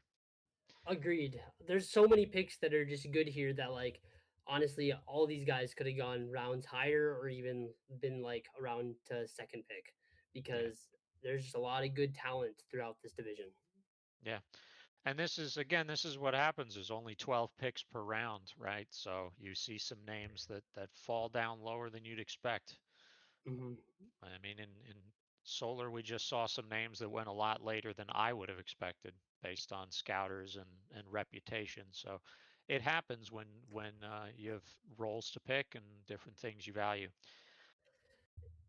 And let's see who Caster is going to use to round out the starting 5 for Golden Dragons. It is going to be Grover, another That's name a I don't know. really good one. He's a buddy of mine. He's a Sylvanas main, but he's one of the best Sylvanas you'll ever meet. Definitely a solid pickup. I'm not surprised to hear that from his name being Grover. Sylvanas is a god I'm quite fond of, so I can understand why you play him a lot. I mean, we just had Izakor going in Solar, and he's also a Sylvanas main. Some would say a one trick. I know he's better than that, but he's a very good pick. And let's see who we're going to see on the wraparound here for Barrick. We're going to see Gib Nerb. That is a name I do know as a good support. And then Juan Tiflas. Montifos. Those I know Gibner, he's a good support player to round off that team. Yeah. So that would be definitely a good pickup there. And then Wantinaz, I don't know too much on Juan, him. Juan Tiflas is someone I do know, and he's the best support to ever play the game, and I'm not just saying that because he is my org owner. Um, no, but Juan Tiflas, good value pick at this point in the draft. He's a solid support. Knows how to calm, knows how to shot call. We are getting into the sub rounds, but he is a very good value sub. So, all right, and let's see who we are going to have for the next pick for Golden Dragons. Who is Caster going to take as subs? It looks like we're going to have Tryhard as our pick here. That's a name I've heard, but don't know much about as a player. So maybe you have some more insight. Tryhard played a good bit of those scouters. He was someone that when he had a lead, he definitely knew how to extend it out throughout the team. Definitely a big impact player. Yeah. And then who will Kodalak be taking? Kodiak as first sub for Kappa Corp. It is going to be Zodiac. That is a name I do know. Someone who can be a very good impact jungle. So I think a solid value pickup for your first sub, certainly. That is someone I'm not too familiar with. So if you plays know him a someone little who bit. plays in the mid the lower middle divisions, I believe. To check what division he's in other leagues, but it is a name I do know. He is in Gilgamesh in BSL, and I believe Thebes in OSL. So we're getting into this is the point at which you're going to maybe be picking your value picks, your people whose names you know. But he is good. He can turn a game for you. And then something spicy will be taking Moose Ninja. Great name. Player I don't know, but terrific name. Not as good as Jack Gandalf, but very good name. He is someone I know from looking at these scouters and talking to a little bit.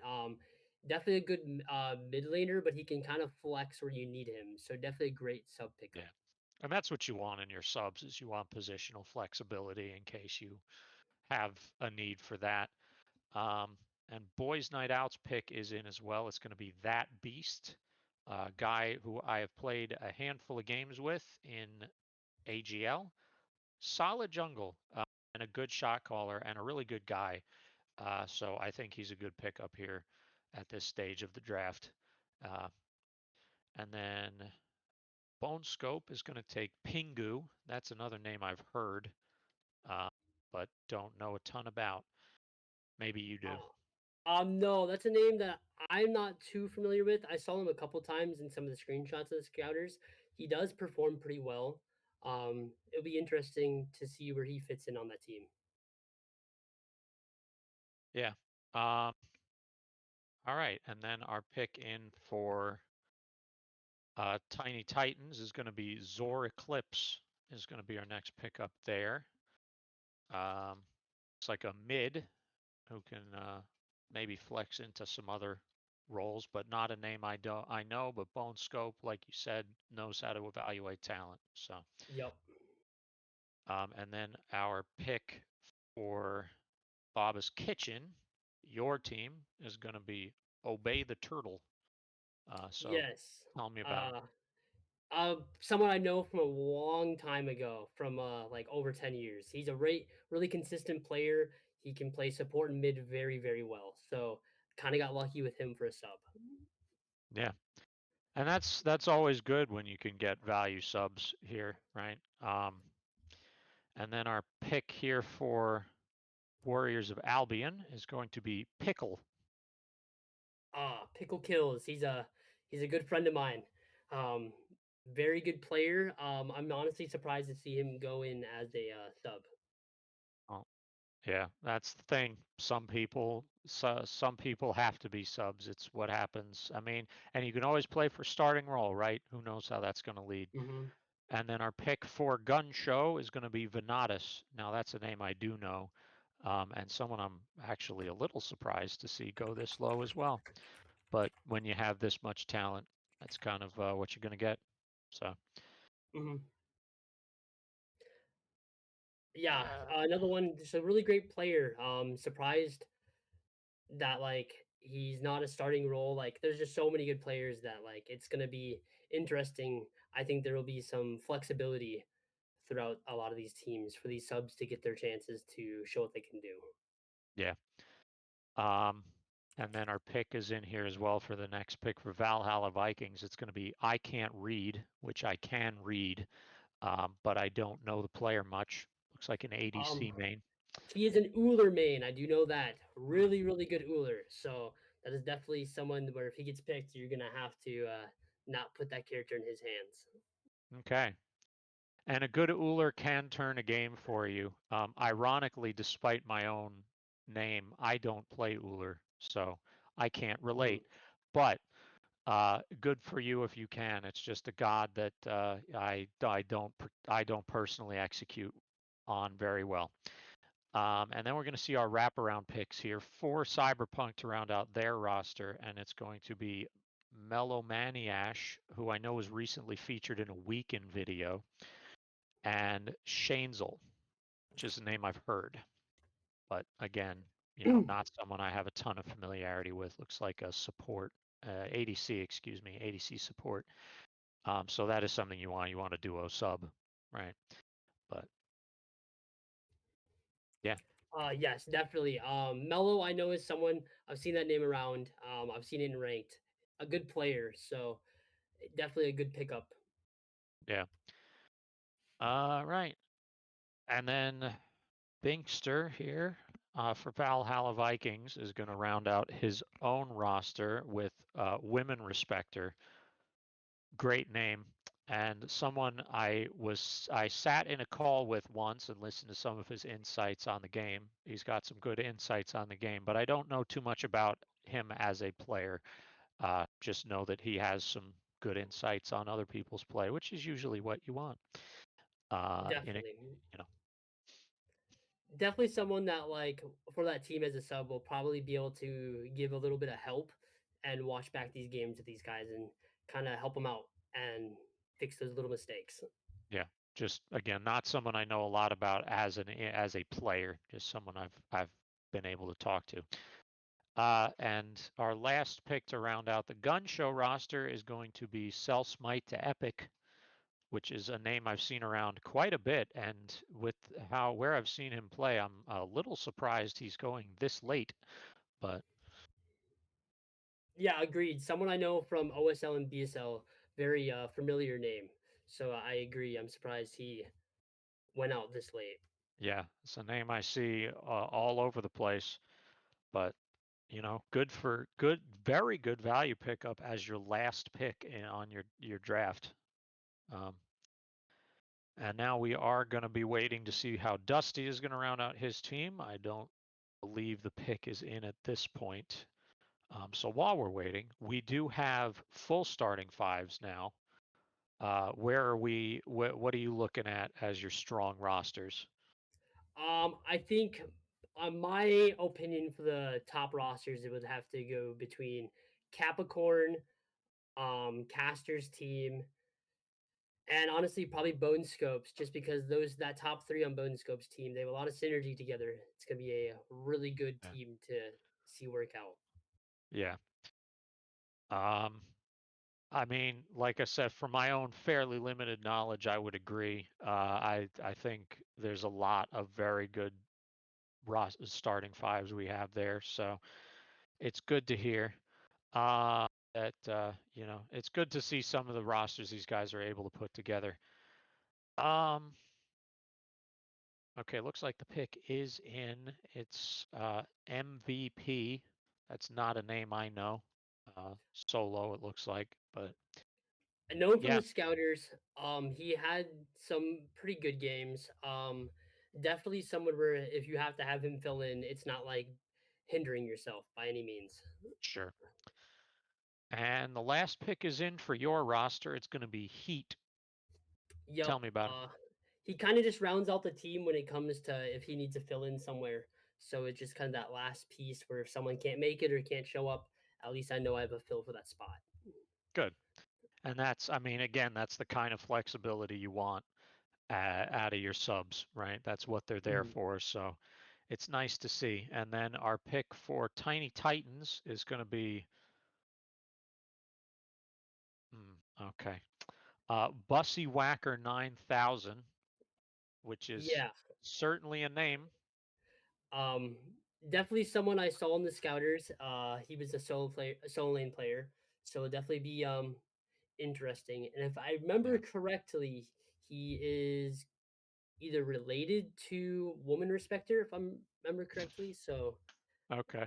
it'll be definitely a interesting one. Some of these names are very interesting. I think Jacked Gandalf is still winning, but Hey, that's for my team. I'll take that. all right. And then our final pick for Nat 20 here is going to be Hellerine, which is a name I do know from some scouters in BSL.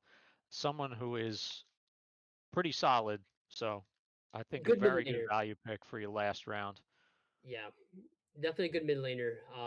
So it'll be interesting to see where he fits into that dynamic. Yeah. All right. Getting into the last few picks of the draft here. And it looks like Boys Night Out is going to round out their roster with Morty, aka the Morton Man, aka the Casting Goat. Um, Glad to see him on a team. I tell you what. Can't go wrong with him on a team. He can do it. He can do what you need to, and he can fill in where you need him.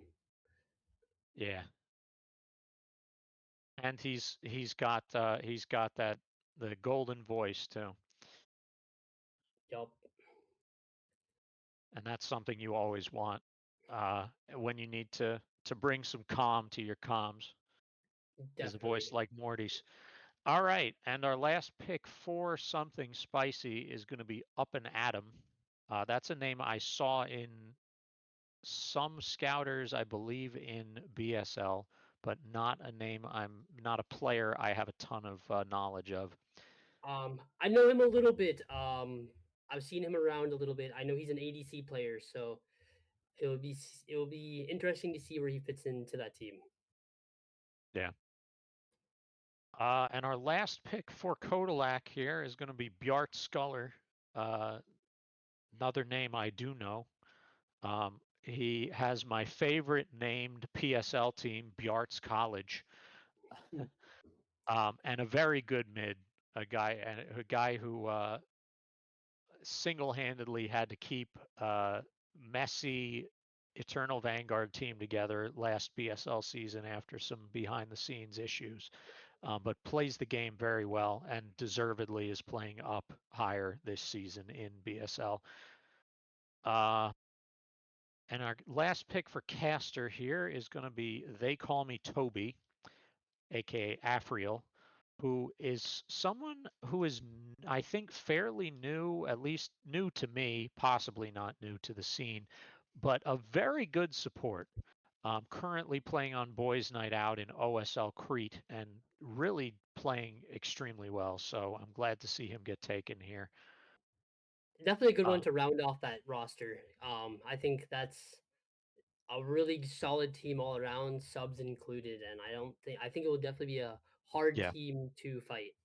yeah. Like I said, Caster, someone who knows the game very, very well. So I expected a good roster for this Golden Dragon squad. And then our last pick, our final pick to round out uh, uh, Grizzlies and our Terra draft as a whole is the one and only Nando Duck, my goat, uh, who I'm so glad got picked. Good for you, Nando. And you get to team with Caesar Bama again, another ADC. So we've got a lot of ADCs on that team, but You never know. There's gonna be three of them. One of the junglers might end up being an ADC, so you never know. Be an could interesting be. team. And I know Nando can play mid as well, and he can play it well. So, you do have positional flexibility there, but it remains to be seen who's going to be taking what. But good for Nando for getting picked.